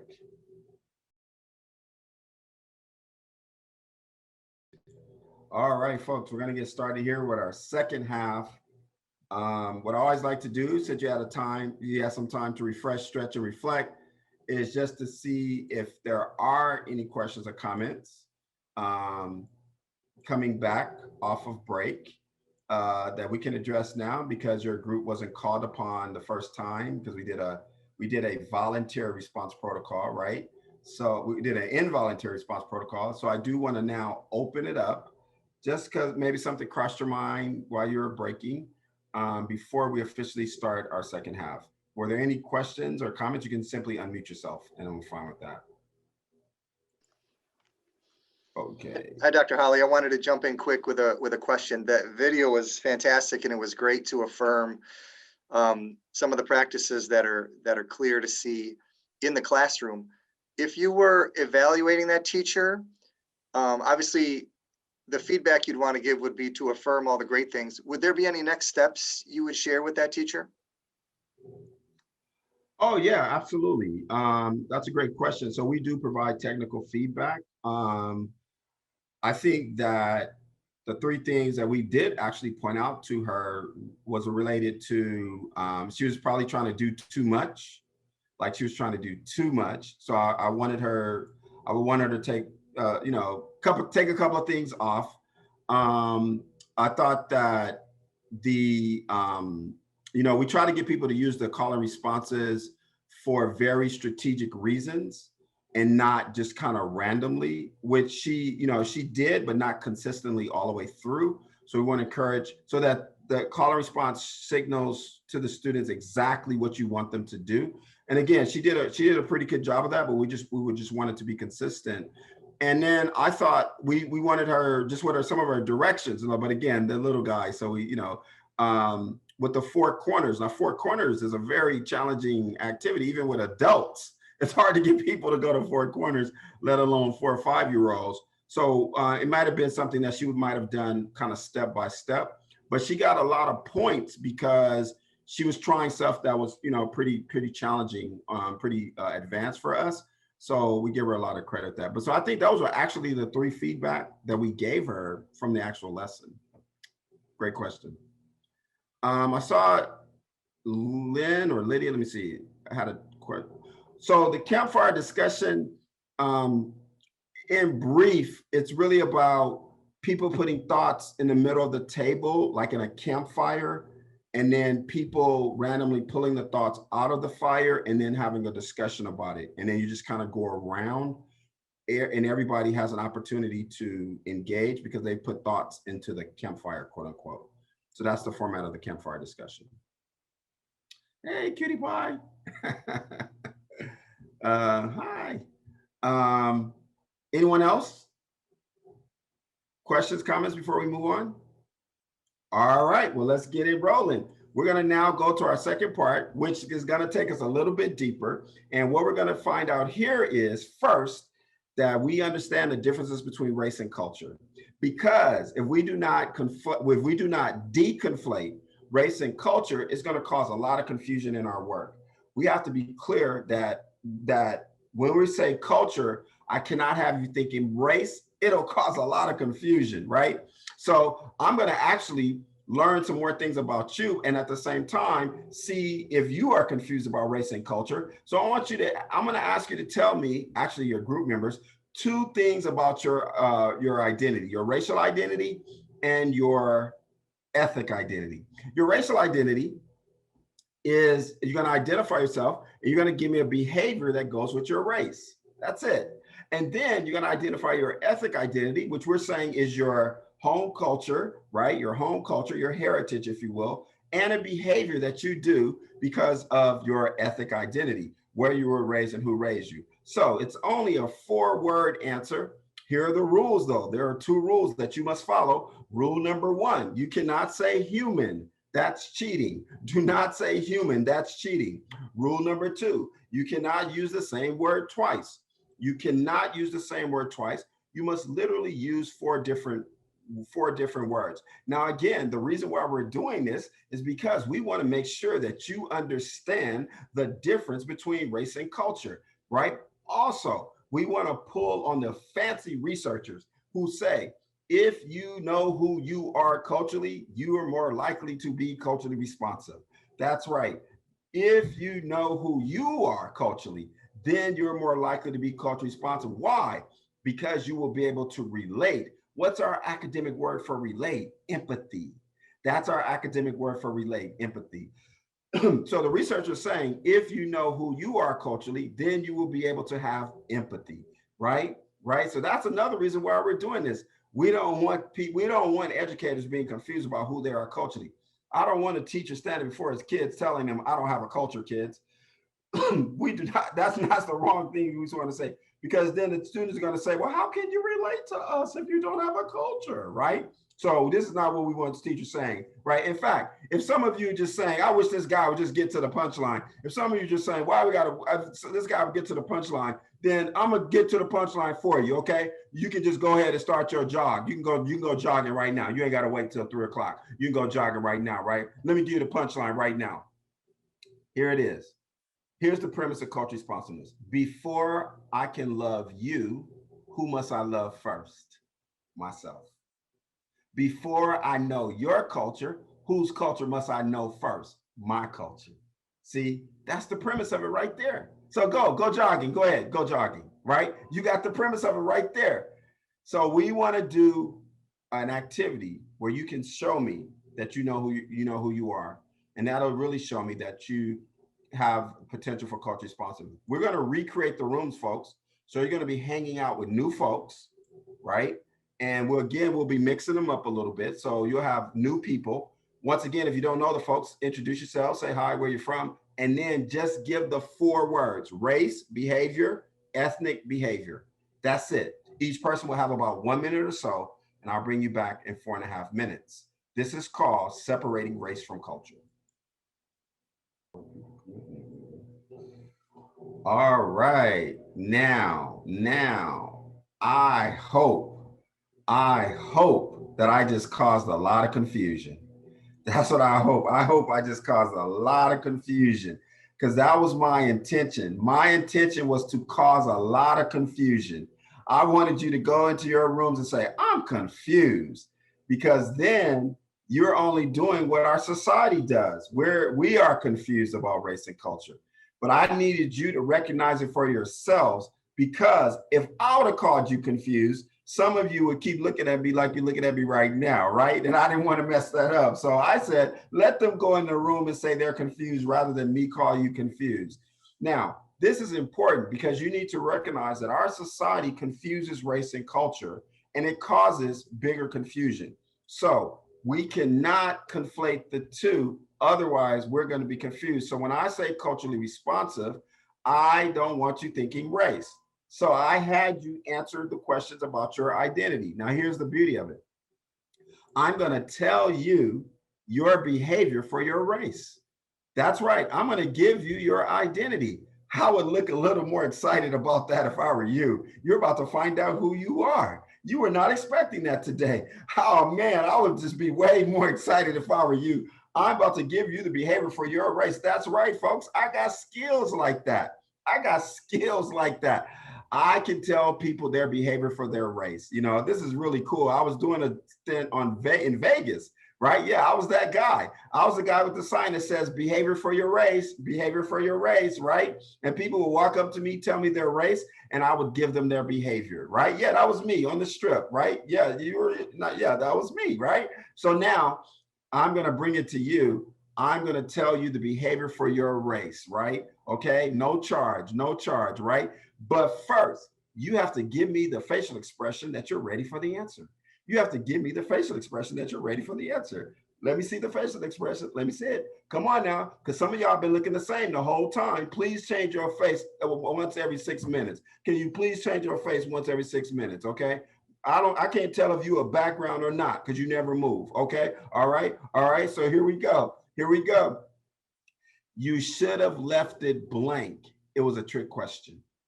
You should have left it blank. It was a trick question. There is no behavior that goes with your race. There is no behavior that goes with your race. It was a trick question. And I wanted to see if you're going to fall for it, right? It is anthropologically impossible. There's nothing we do behaviorally that's tied to our race. It's something that our society wants us to believe. And the question is, have you fallen for it? I hope not. Have you fallen for it? I hope not, right? In fact, we got a name when we link race to behavior. We got a name for it. Do you know the name? We call it racism. We call it generalizations. We call it stereotyping. And I need you to recognize that, folks, because we cannot attach behavior to our students' racial identities. We cannot attach behaviors to our students' racial identities. So please do not be confused. Culture is not race, and race is not culture. Race is not culture, and culture is not race. Plain and simple. We leave it right there where it is. Okay? So when we are talking about culture, we're talking about the rings of culture. See, all the other identities, they are cultural, right? They are cultural. And these are the identities that our students are bringing to school every single day. This is the representation of your demographic. See, when I went to Watertown, I didn't go there because of race. I went there because of culture. You know Watertown. Why? Some of you, I know when I told you I went to Watertown, you said, what the hell they got him in Watertown for? Why? Because they recognize cultural differences. And so these cultural differences are part of every makeup. And the number one culture in your schools is age. That's the number one culture in your school is age culture. The research calls it youth culture. That means students are behaving based on their age, their development, and the influence of friends and social media. And we have to be responsive to who they are based on their youth culture. That's who we have to validate and affirm. My point to you is there is no ring for race. There's no such thing as called racially responsive teaching. Our focus is on culture. However, don't get it twisted. Even though we're moving beyond race, we aren't moving beyond racism. Even though we're moving beyond race, we're not moving beyond racism because we can't do that. We still have to keep an eye on racism and the things that we have to do about it. So we want you to know this is the cultures that we're referring to when we say culturally responsive. Age culture, gender culture, religion culture, socioeconomic culture. These are all the cultures that you have to validate and affirm, right? This is an example of not validating and affirm youth culture. This is a school in a state, I won't mention the state, Texas, where kids have to walk around in the hallways this way all the time. all the time. They got these pictures all over the school. Folks, this is a non-example. This is a non-example. We need to teach our students global dexterity when they're walking around the school. We need to teach our students situational appropriateness when they're walking around the school. They do not need to walk around the school like this all the time. There are only two places in our society where you have to walk around like this all the time. If you want to know the real school to prison pipeline, here it is right here. It starts with third graders in elementary school. This is the real school prisoner pipeline. You wouldn't believe it by the way these kids look, but they're about to go to recess. Would you know that? They're about to go to recess. You would never know it, right? Why should we go to recess with our hands on our sides looking like we're in the military or something like that, right? This is not culturally responsive. We can teach kids how to move around the school without looking like they're in prison. This is about control. This is about authority. We can show them, you can walk to the media center, you can walk to the cafeteria, you can walk to recess without being controlled. So this, I'm giving you an example of youth culture here. This is not a good example of youth culture. And I hope your schools, your districts aren't still doing this, right? Secondary schools, we have to understand it from a dress code perspective, right? And we are penalizing and punishing kids for being young. That's what we're doing.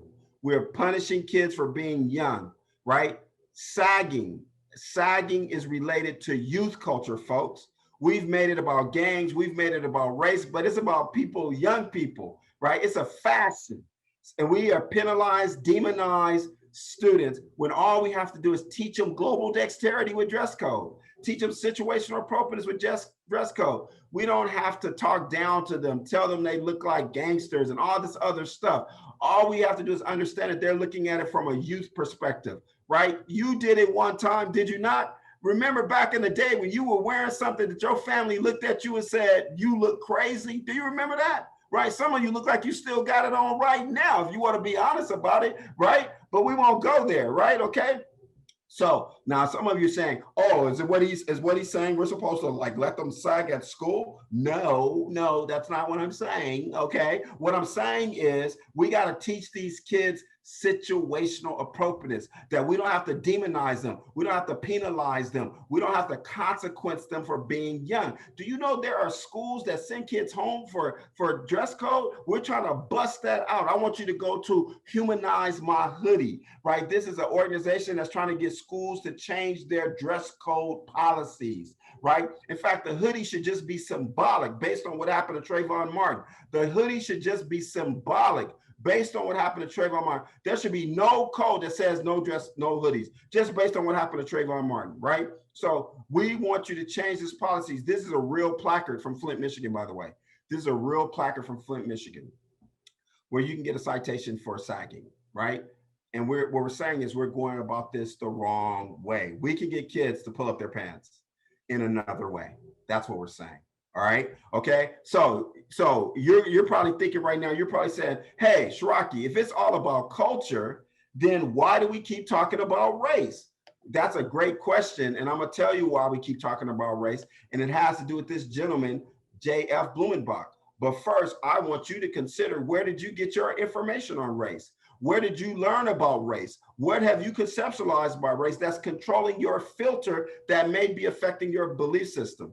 I can tell you mine, it's J.F. Blumenbach, but I'm going to tell you by asking you a question. Have you been Blumenbached? That's right. That's a real word. That's a real word that I made up. Have you been Blumenbached? Okay. Have you been Blumenbach? Now, some of you are going to say, well, who was Blumenbach? Blumenbach was a German anthropologist who did the first scientific study on race to get published in a journal, right? In other words, he made it academic. Okay. He made it academic. His research question was pretty simple. It was pretty simple. Let me give it to you. Who is the most beautiful race on earth? That was his research question. I'm not making it up. You can look it up for yourselves. Who is the most beautiful race on earth? And he concluded that in an area known as Mount Caucasus, right, that those were the most beautiful people on earth, and he named them Caucasians. That's where the term Caucasian comes from, J.F. Blumenbach. Now, some people say, well, let's not use that term, but that's just history, right? He went to the Caucasus Mountains and said, these were real people. It's not like he made them up. He said, you have the most beautiful eyes. You have the most beautiful ears. You have the most beautiful noses. And he named them Caucasian. And that mindset about race has remained with us, until from then to now. And I'm asking you, have you been Blumenbach? That's what I need you to consider. Now, his research will not get published today, but he left us 2 legacies. One legacy is known as the original 5. That means that all of us will fall under this. And to his credit, these are largely geographically based. But what it really proves is race is arbitrary. So if you don't have a definition of race, I want you to use this one, arbitrary, right? So that was his first legacy. His second legacy is he gave us the image that all icons will be based on. What I'm saying is our society has been Blumenbach. That's what I'm saying. Our society has been Blumenbach. And I'm asking you, have you been Blumenbach? Because we have Jesus Christ, Santa Claus, Barbie, our heroes, our products, all have been Blumenbach, Blumenbach, Blumenbach. We couldn't even get a person of color for Mr. Clean. Can you believe that? We couldn't even get a person of color for Mr. Clean. It seemed like we could at least got a person of color for Mr. Clean. But as you can see and know, our society is going through a de-Blumenbaching. Our society is going through a de-Blumenbaching. No more Aunt Jemima, no more Uncle Ben, no more Washington Redskins, no more Cleveland Indians, no more statues of Confederate, right? That's called de-Blumenbaching. And if you're going to be culturally responsive, guess what you're going to have to do? You're going to have to de-Blumenbach. That's right. So let me ask it to you one more time. Have you been Blumenbach? But wait a minute. Don't you answer. Let me see your textbooks. Let me see your curriculum. Let me see your instructional materials. Let me see your images on the wall. And that'll let me know if you have been Blumenbach. I don't need to ask you. All I got to do is look at the books your students are reading. All I got to do is look at the images that they're seeing. And that'll let me know if they've been Blumenbach. Oh man, some of you still look confused. I don't know if it's what you're eating or what I'm saying, but you look confused right now. So let's use Santa Claus. Let's use Santa Claus right now. Let's use Santa Claus. Santa Claus, right? So let me make it plain for you. This is a Blumenbach image of Santa Claus. It has been Blumenbach. It is not historically accurate. It's not. Now, never mind the fact that Santa doesn't exist. Never mind the fact that Santa doesn't exist. I'm sorry to disappoint you, but you needed to know. Okay, it was about time you found out, right? But we follow. Oh, we got a little baby in the room. I apologize, little baby. Santa doesn't exist. Santa, right. If we believe the folklore about Santa, Santa originates out of the story of Saint Nicholas. Saint Nick lived in Turkey. Saint Nick was Turkish. Have you ever in your life seen a Turkish image of a Santa Claus? Let me help you out. Hell no. Hell no, right? Okay. He has been Blumenbach. And I need you to understand that. And more importantly, I need you to understand how our society tries to fix it. I need you to understand how our society tries to fix it. We try to fix it by dipping the Santa in a race. Have you seen this? So this is an example of a Mexican Santa and then a Santa dipped in chocolate. They treat Santa like McDonald's ice cream. It doesn't work that way, okay? Right? This does not fix it, ladies and gentlemen. This is what I'm trying to get you to see. This does not fix it. You cannot take Blumenbach images and dip them in something and then say, okay. All right. Are you with me? Just give me a thumbs up, a head nod, or just something. Let me know. Some of y'all look the same. Just do a different face. Give me the finger. I don't care. Just let me know that you're with me or not. Right. Okay. So if you're going to be culturally authentic, you have to de-Blumenbach. Yes, you got to go through your books. Yes, you got to go through your instructional materials. Yes, you got to go through the images on your wall. I told the people yesterday, it trips me out in the Midwestern schools. When you walk in the school, they got a picture of all the faculty on the wall right in front of the school. All the faculty members who are largely not diverse. And so how does that represent any type of diversity when you got 95% of the staff who looks the same and you got them right up in front at the front door of the school? This is not an encouraging image. when you walk into a school and you're looking for diversity? Why don't you have images of students? Why don't you have images of the kids playing, running, right? That is a representation of diversity that you may or may not have. It doesn't matter, right? Kids bring a certain level of diversity automatically, right? So you got to go back through, folks, and look at all your different ways. Now, this is serious, but sometimes you got to laugh because you'll start crying. So now we're dipping from the ridiculous to the absurd. This is a sign I dipped in Chinese. And the one next to it is an image that a teacher took after traveling in Asia. She said, Dr. Hollie, I thought about you in my travels because I saw a Blumenbach Colonel Sanders, right? A Blumenbach Colonel Sanders. That's how ridiculous it gets, folks. So this is not the answer to our problem. We gotta present authentic representations that represent the diversity, not of your place, but the diversity of the world that our students will live in. They need to see that. The kids in Watertown, they need to see the diversity of the world they're going to be living in, right? That's what we got to present to them. So our point is race is not culture. So some of you still going to say, well, what is race? I'm going to give you three options. Option A, genetic lineage, what I call the CSI definition. We've all seen that one episode of CSI, have we not? Yes. Right? So the CSI definition, find your bones 75 years from now, they'll be able to tell your race. The second definition is the story of human geography.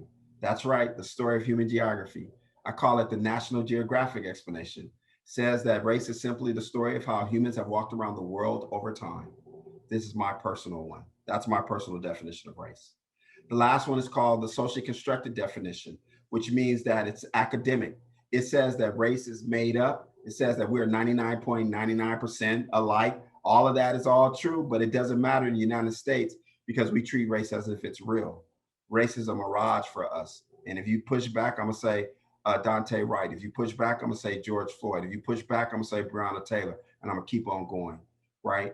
So to me, definition number 3 is irrelevant because we treat it as if it's real in the United States, right? So there's no point in telling somebody race is socially constructed.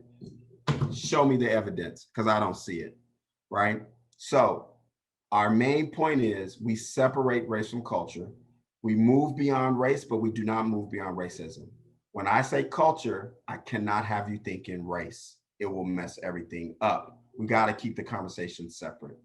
So that brings us now to culture. And we're going to focus on our remaining time. The most important culture is home culture, home language. We call it ethnic identity. Now, we said the most prevalent culture is age culture, but the most important culture is home culture, right?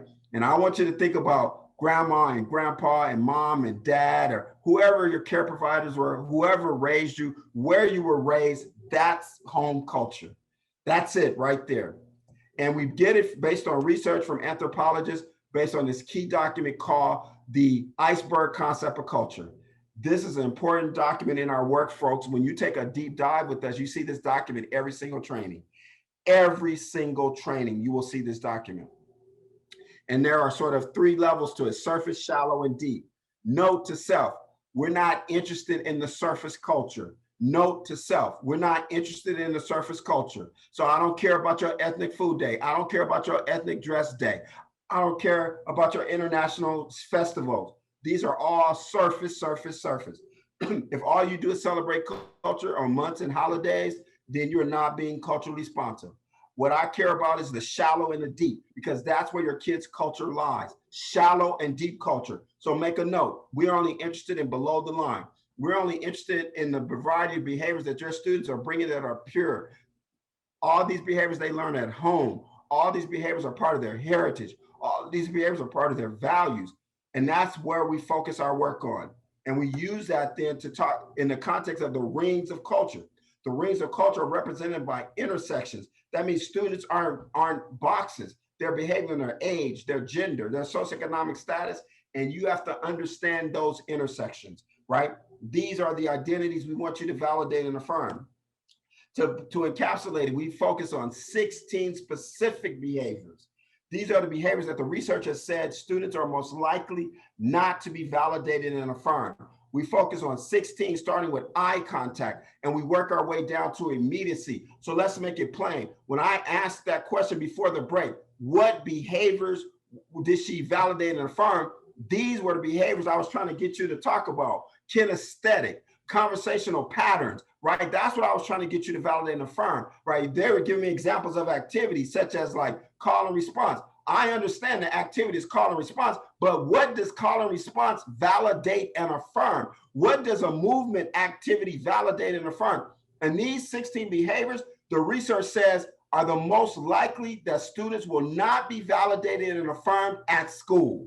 That's the whole point here, right? I call them the broken tail lights of our schools. These are the behaviors that the kids are getting pulled over for. And then it escalates to getting sent out of class. It escalates to getting suspended. If you don't follow me, then let's put it in a law enforcement. Dante Wright was pulled over supposedly because he had too many air fresheners up in his car, in his rearview mirror, right?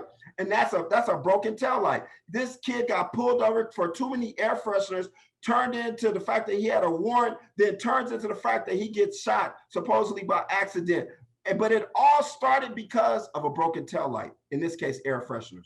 And what I'm trying to tell you that our kids are getting dinged for these behaviors right here. So your long-term work in this approach is to learn these behaviors, is to talk about your biases, is to learn how to validate and affirm them, and then build and bridge. That's why this can't be a one and done. That's why this can't be a to and through. That's why you can't send a team back to lay out all this information and they don't have the knowledge about the behaviors. They don't have the knowledge about how to validate and affirm. That's why we are stuck in this work as we are. We start off with eye contact and we move our way down to immediacy. That's how we do this work, right? And so I want to show you what I mean, how we study this behavior. And I'm going to use collaboration, right? I'm going to go to the middle of the tree and I'm going to use collaboration, cooperative learning to show you how we look at it culturally. And then I'm going to walk you through one that we're going to do together. Let's check out the video first though.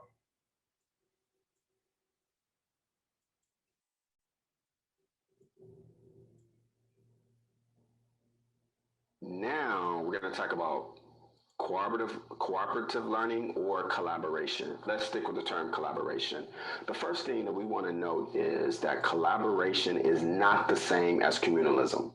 Communalism, which is another one of our cultural behaviors, is hinged upon the success of all outweighs the success of an individual. So it is really the juxtaposition between collectivism versus individualism. Collaboration is different. Collaboration is really about working together, right? Not so much based on the results of us working together, but the fact that we have shared collaborative work, that we have shared work, that we're all chipping in to succeed. We're all playing a part in our success. We're all playing a part, playing a role in how our group functions. So, and in that, we want to be collaborative, right? Work together, talk together, fail together, right? So collaboration is different than communalism, and a lot of people get that confused. So what we want to do is have our students working together as much as possible. Why? Because there we bring in discussion. Why? Because there we can then put in the response protocols. Why? Because we can have movement while we work together. All these things contribute. Why? Because it helps with teaching community as well. When we work together frequently, it builds our sense of community, right? We don't have to do necessarily community builders, but we can work together to build community as well. How is this juxtaposed in terms of school culture? Well, school culture is to a large extent based on independent, right? Not working together, but working alone, being on your own, doing things yourself. So the juxtaposition here has to be around working together versus working alone. Here's where we have the sticking point though. The sticking point though is some students, culturally speaking, want to function better in a collaborative setting more so than an independent setting. And when those students try to reach out to be collaborative, they're seen as not wanting to do their work. They're seen as wanting to get answers from someone else. They're seen as not wanting to stand on their own 2 feet, so to speak. But really what they're needing to do culturally is work with, not because they want the answer, not because they don't want to do the work, because it validates and affirms them. That's what it's about. And we have to see collaboration that way, in addition to all the other proven successes and reasons.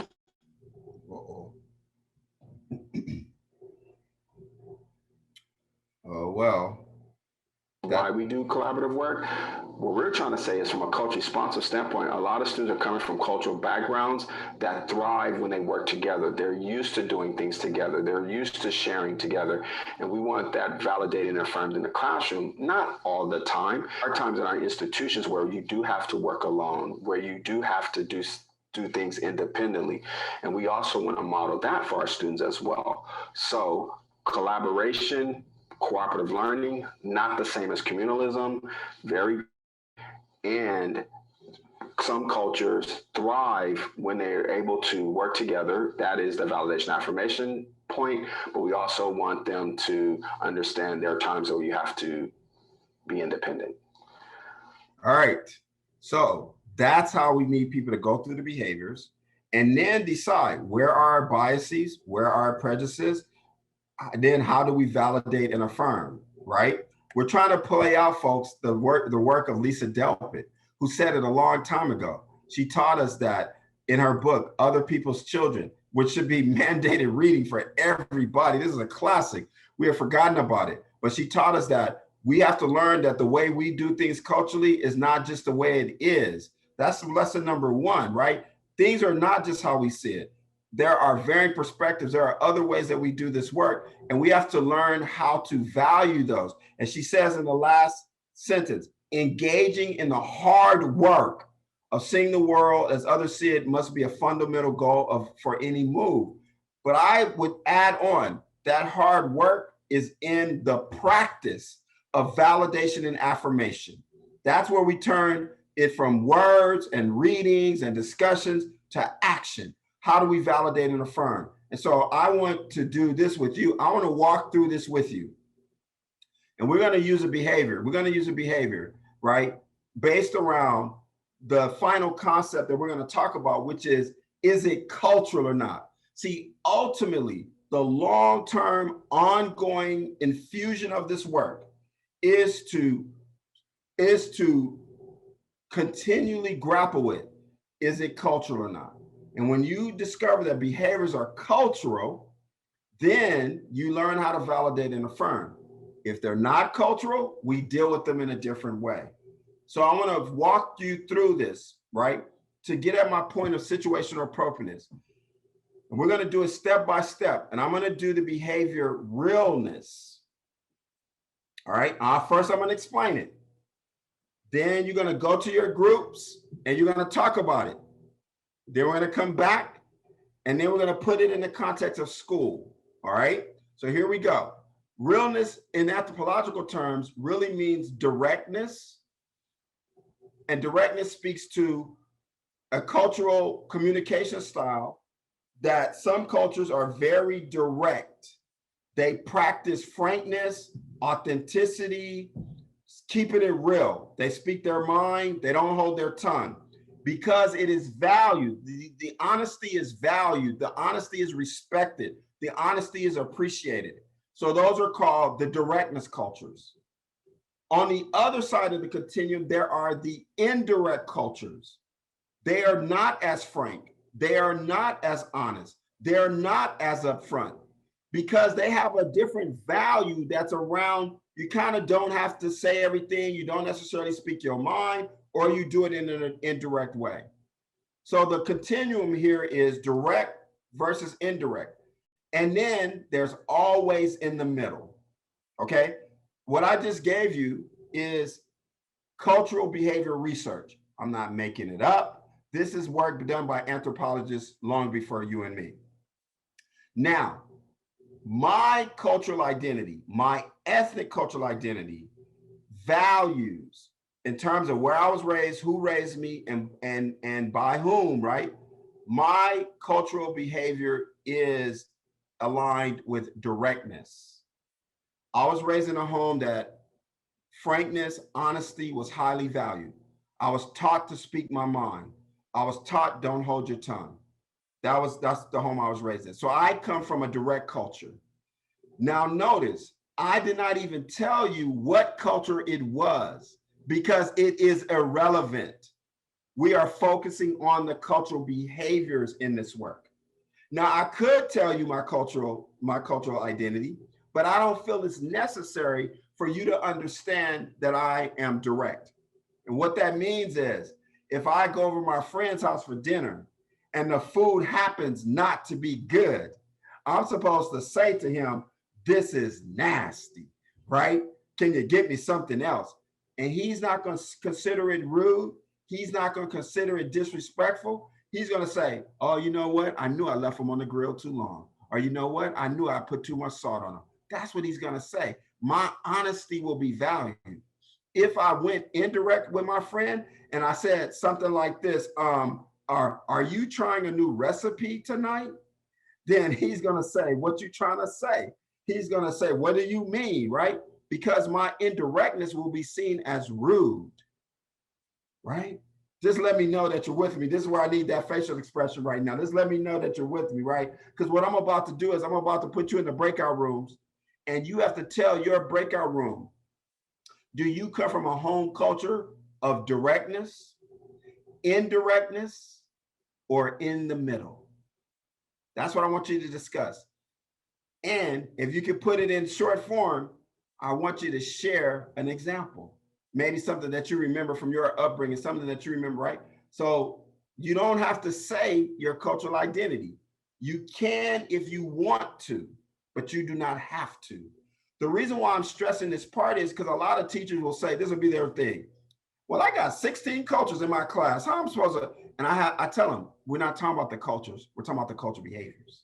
See, right? So this notion of I got 16 cultural behaviors, this is taking us off topic. We're focusing on the cultural behaviors. So that's what I want you to do right now. Share your norm of directness with your group. I'll see you back. I'm gonna give you 1 more minute this time because some of you're gonna enjoy talking about you. I can tell you're gonna enjoy talking about you. So I'm gonna give you 1 extra minute. We'll see you back in 5 minutes. All right. Okay, so now what I just did, folks, I just did an anthropological study in my own classroom. It was a lot of fun. And I found out who are the students who are coming from direct cultures, who are the students who are in the middle, and who are the students who are indirect. It's going to be valuable information I'm going to use all throughout the year. Why? Because I know that in school culture, the preferred behavior is what? Indirect, right? That's our preferred school culture. We prefer things indirect in school culture. So that means all my students who are coming from direct cultures or in the middle, their behaviors may be culturally misunderstood. That's right. I may see them as being rude. I may see them as being disrespectful. I may see them as talking out of turn.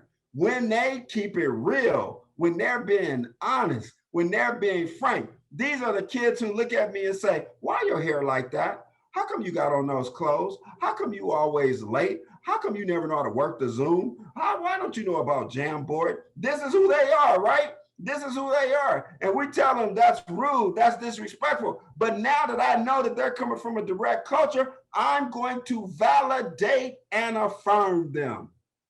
That's how this works. But I gotta make sure that I change my first thought so that it is not my last thought. See, that's how this works. And at the same time, I got to teach my students situational appropriateness. So here's my definition for those of you who are waiting on it. Situational appropriateness is the concept of determining what cultural and linguistic behavior is most appropriate for the situation, right? Put another way, Students are allowed to make choices around cultural and linguistic behaviors dependent on the situation, but without giving up or sacrificing what they consider to be their base culture or language. You got it right there. That's it. And once again, this isn't your grandmama's code switching. What I need them to recognize is you got to know when you can be direct and when you cannot be direct, right? I got to practice indirectness. I got to practice indirectness when I'm in the TSA line. I got to practice indirectness when I'm returning something at the post office, right? I got to practice indirectness, right? Because those are contexts that culturally appropriate. You know the word, that culturally appropriate indirectness. So that's what I got to teach my students. So how do I validate and affirm, right? But first, let me give you my thesis. Here it is right here. Students come to school with valid and cultural linguistic behaviors that the school culture as an institution misconstrues or misunderstands, which then lead to a series of inequities. That's our thesis right there. And what we're saying is we need to better understand these cultural behaviors and not misconstrue them, so that we then can avoid the series of inequities. And these inequities start as young as 4 years old, folks. Did you know most suspensions in our schools happen at the primary grades? I just can't believe that statistic. That means that these youngsters are put in situations where they're being culturally misunderstood, and we have to change that narrative around. How do we change that narrative around? By validating and affirming them. And I'm going to give you a sample activity of how this is supposed to work right now. Let's stick with that directness, right? Let's stick with that directness. So here's the scenario. And I know this never happens in any of your institutions. I know this never happens. This situation never happens in any of your institutions. So please forgive me ahead of time, all right? But let's just pretend that in one of your classrooms, the most boring lesson of all time is occurring. I know it never happens in any of your institutions. Okay, I know that never happens, right? It's the most boring lesson of all time. The kids are looking at the clock, the teacher's looking at the clock, everybody is waiting for this lesson to end. And in this sea of silence, no matter if it's in the Zoom or the classroom, a student just randomly shouts out, "This is boring."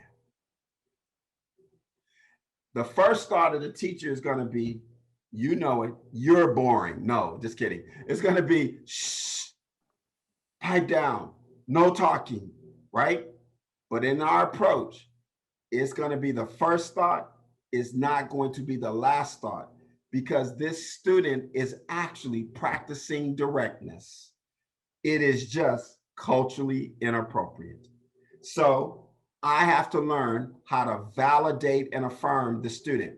That means I have to use some of the words in the validate and affirm side of the blue box. I got to use some of those words here.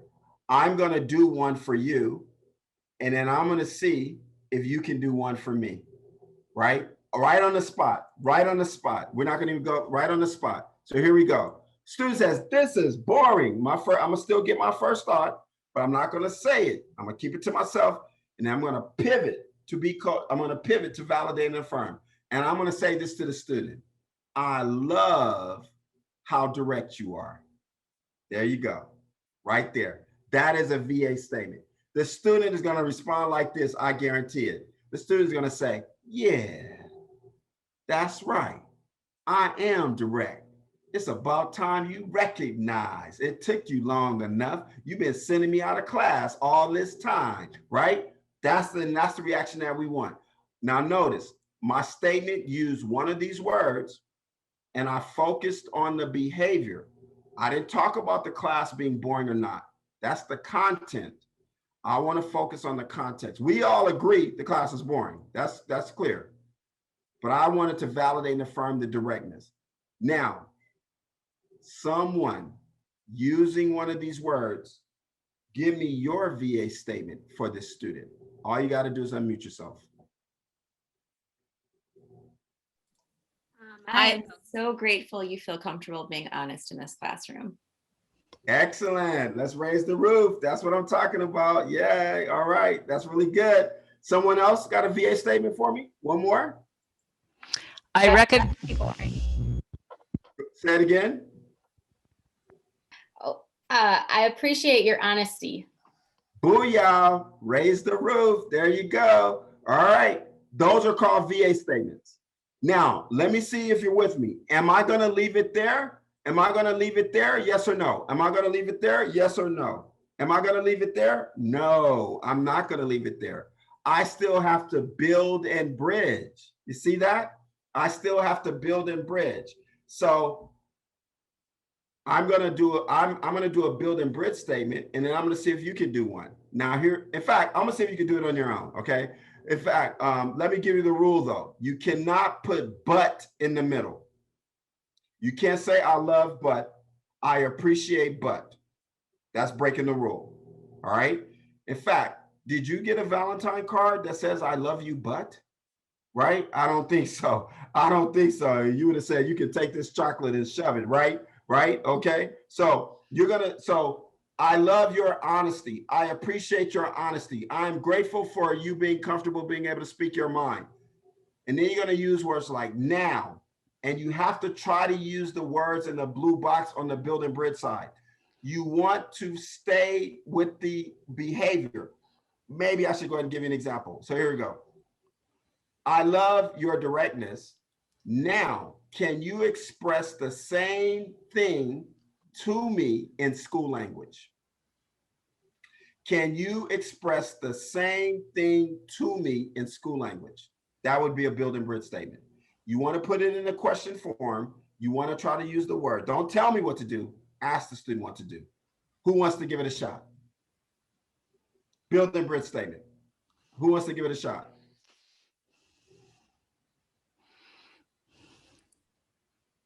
I respect your honesty. Wait, hold on. Yep, I respect your honesty. Can you show me how you can participate in situational appropriateness? Okay, we'll take it. We will take it. We will take it. Snaps and claps for you. We will take it. We will take it. I would probably smooth that out a little bit, but you gave it a shot. I'm going to give it to you all the way, right? All right, who wants to do one more? Who wants to do one more? Come on, let's see it. Okay, I guess I want your feedback on this because I've run into times like this, and I would say, I really agree with you and I appreciate your honesty. We've got 10 more minutes. Can you power through so that we can get this work done? I don't know. What was that? Right. Okay. So you're totally focusing on the content. Not the context. The context is how I expressed it. The content is you want me to sit here for another 10 minutes and suffer. I got that, right? But I want you to focus on the context of my directness. That's what I need you to do, right? So if I were to say, I'm gonna need you. Yeah, let me help you out. Sure. Let me help you out. Don't start off with you.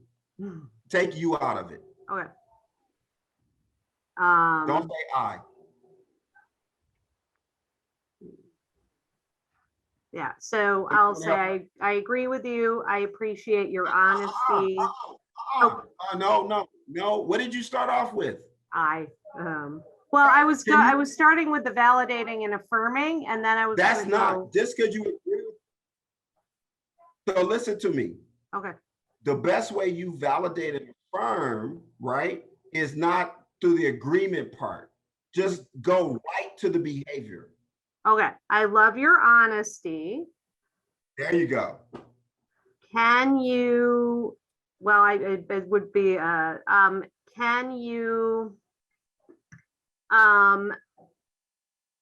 you share it in a way that's more appropriate for the situation? Booyah. Okay. That was excellent. You came to the other side. Thanks for sticking with it. Yep. Yeah. Now, listen to me. I got to be a good teacher, okay? I want you to take out more. I just want you to take out the word more, okay? Because by saying more, you're saying mine is less.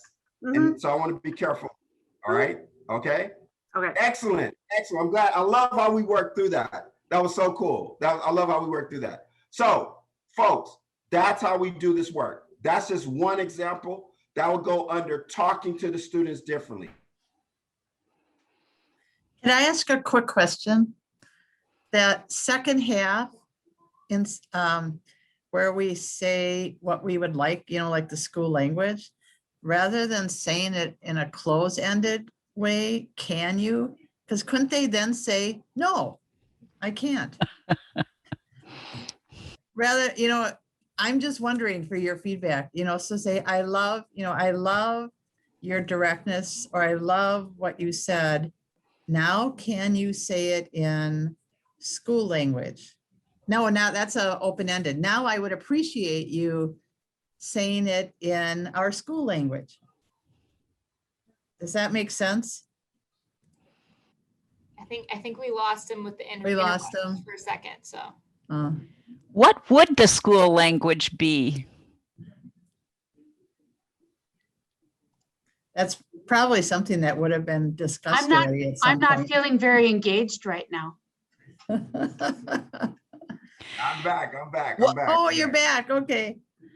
So the yes, no part of it. I'm curious about your feedback on that.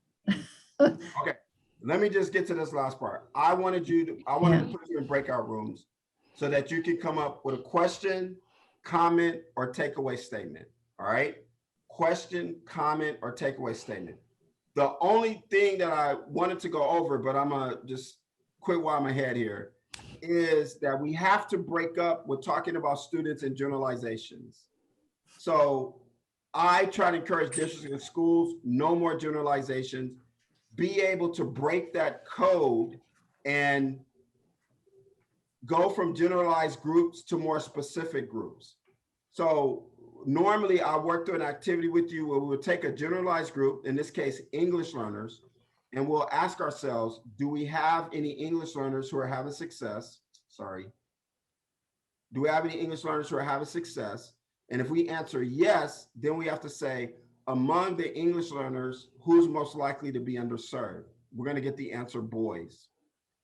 And we keep working our way down the list until we have 4 variables. And I call this going 4 deep. So I don't want us talking about African-American students. I don't want to say poor students. I want us to be able to go 4 deep and break up with generalizations. So I don't let, when I'm working with schools and districts, I don't allow the talking about generalizations.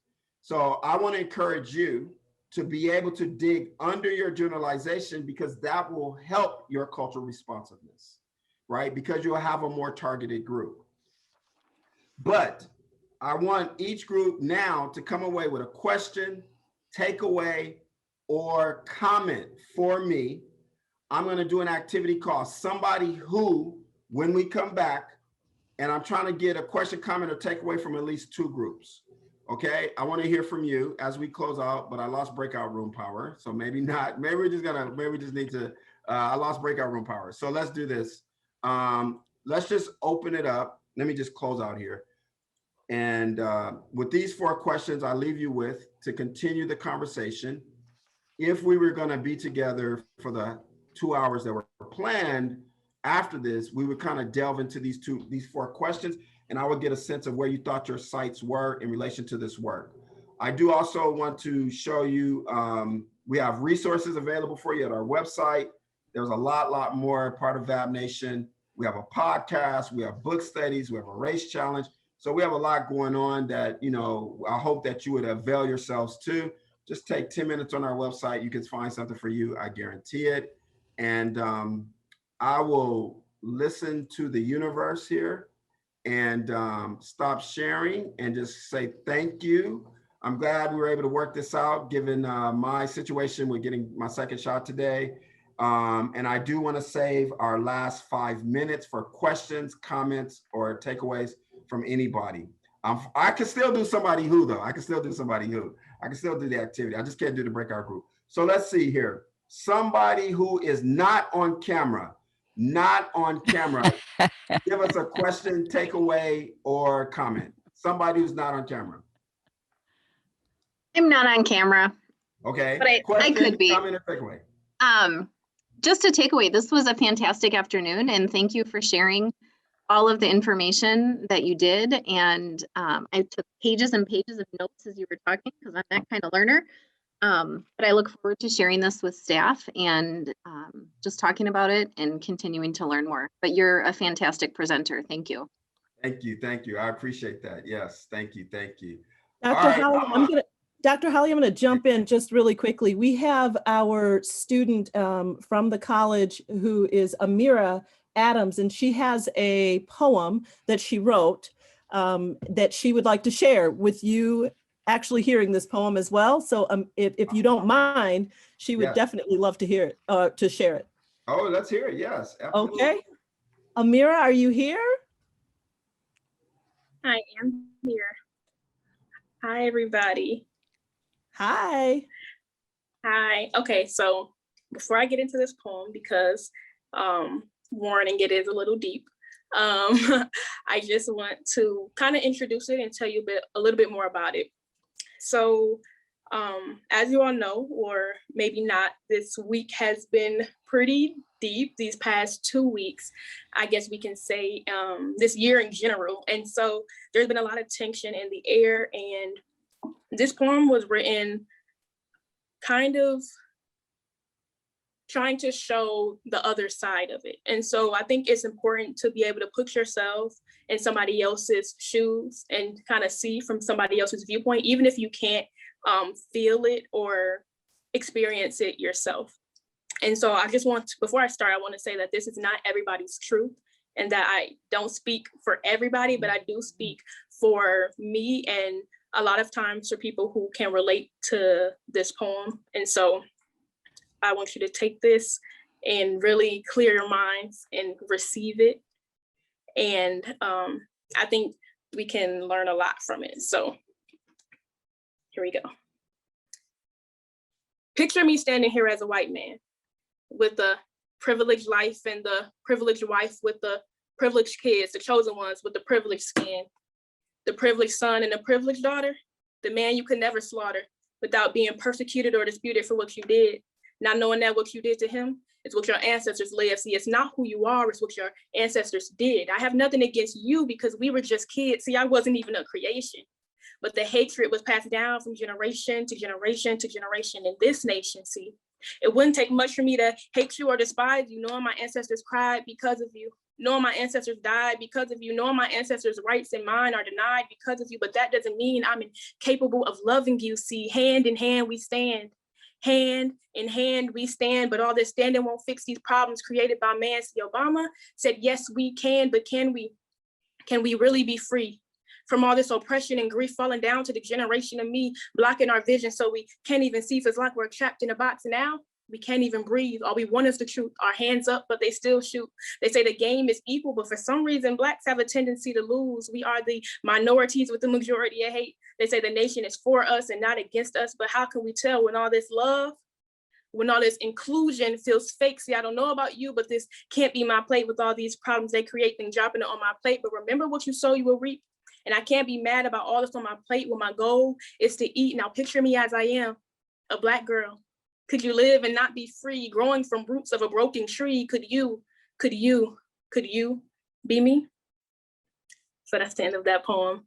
And I really was speaking from the perspective of a Black girl, a lot of times in school, and you really have to learn how to navigate, and you see people like you that may be in terrible situations, and then you say, picture me standing here as somebody else. How would you respond? So I challenge you to picture yourself as the students you're teaching, picture yourself in their feet, picture yourself as in their position, and then how would you then acknowledge them? How would you then go about any situation or go about teaching? How would you want somebody to speak to you, then speak to them in that way? And so I hope you received that poem, and I hope you enjoyed the poem, and I can't wait to see you guys again. So thank you for having me.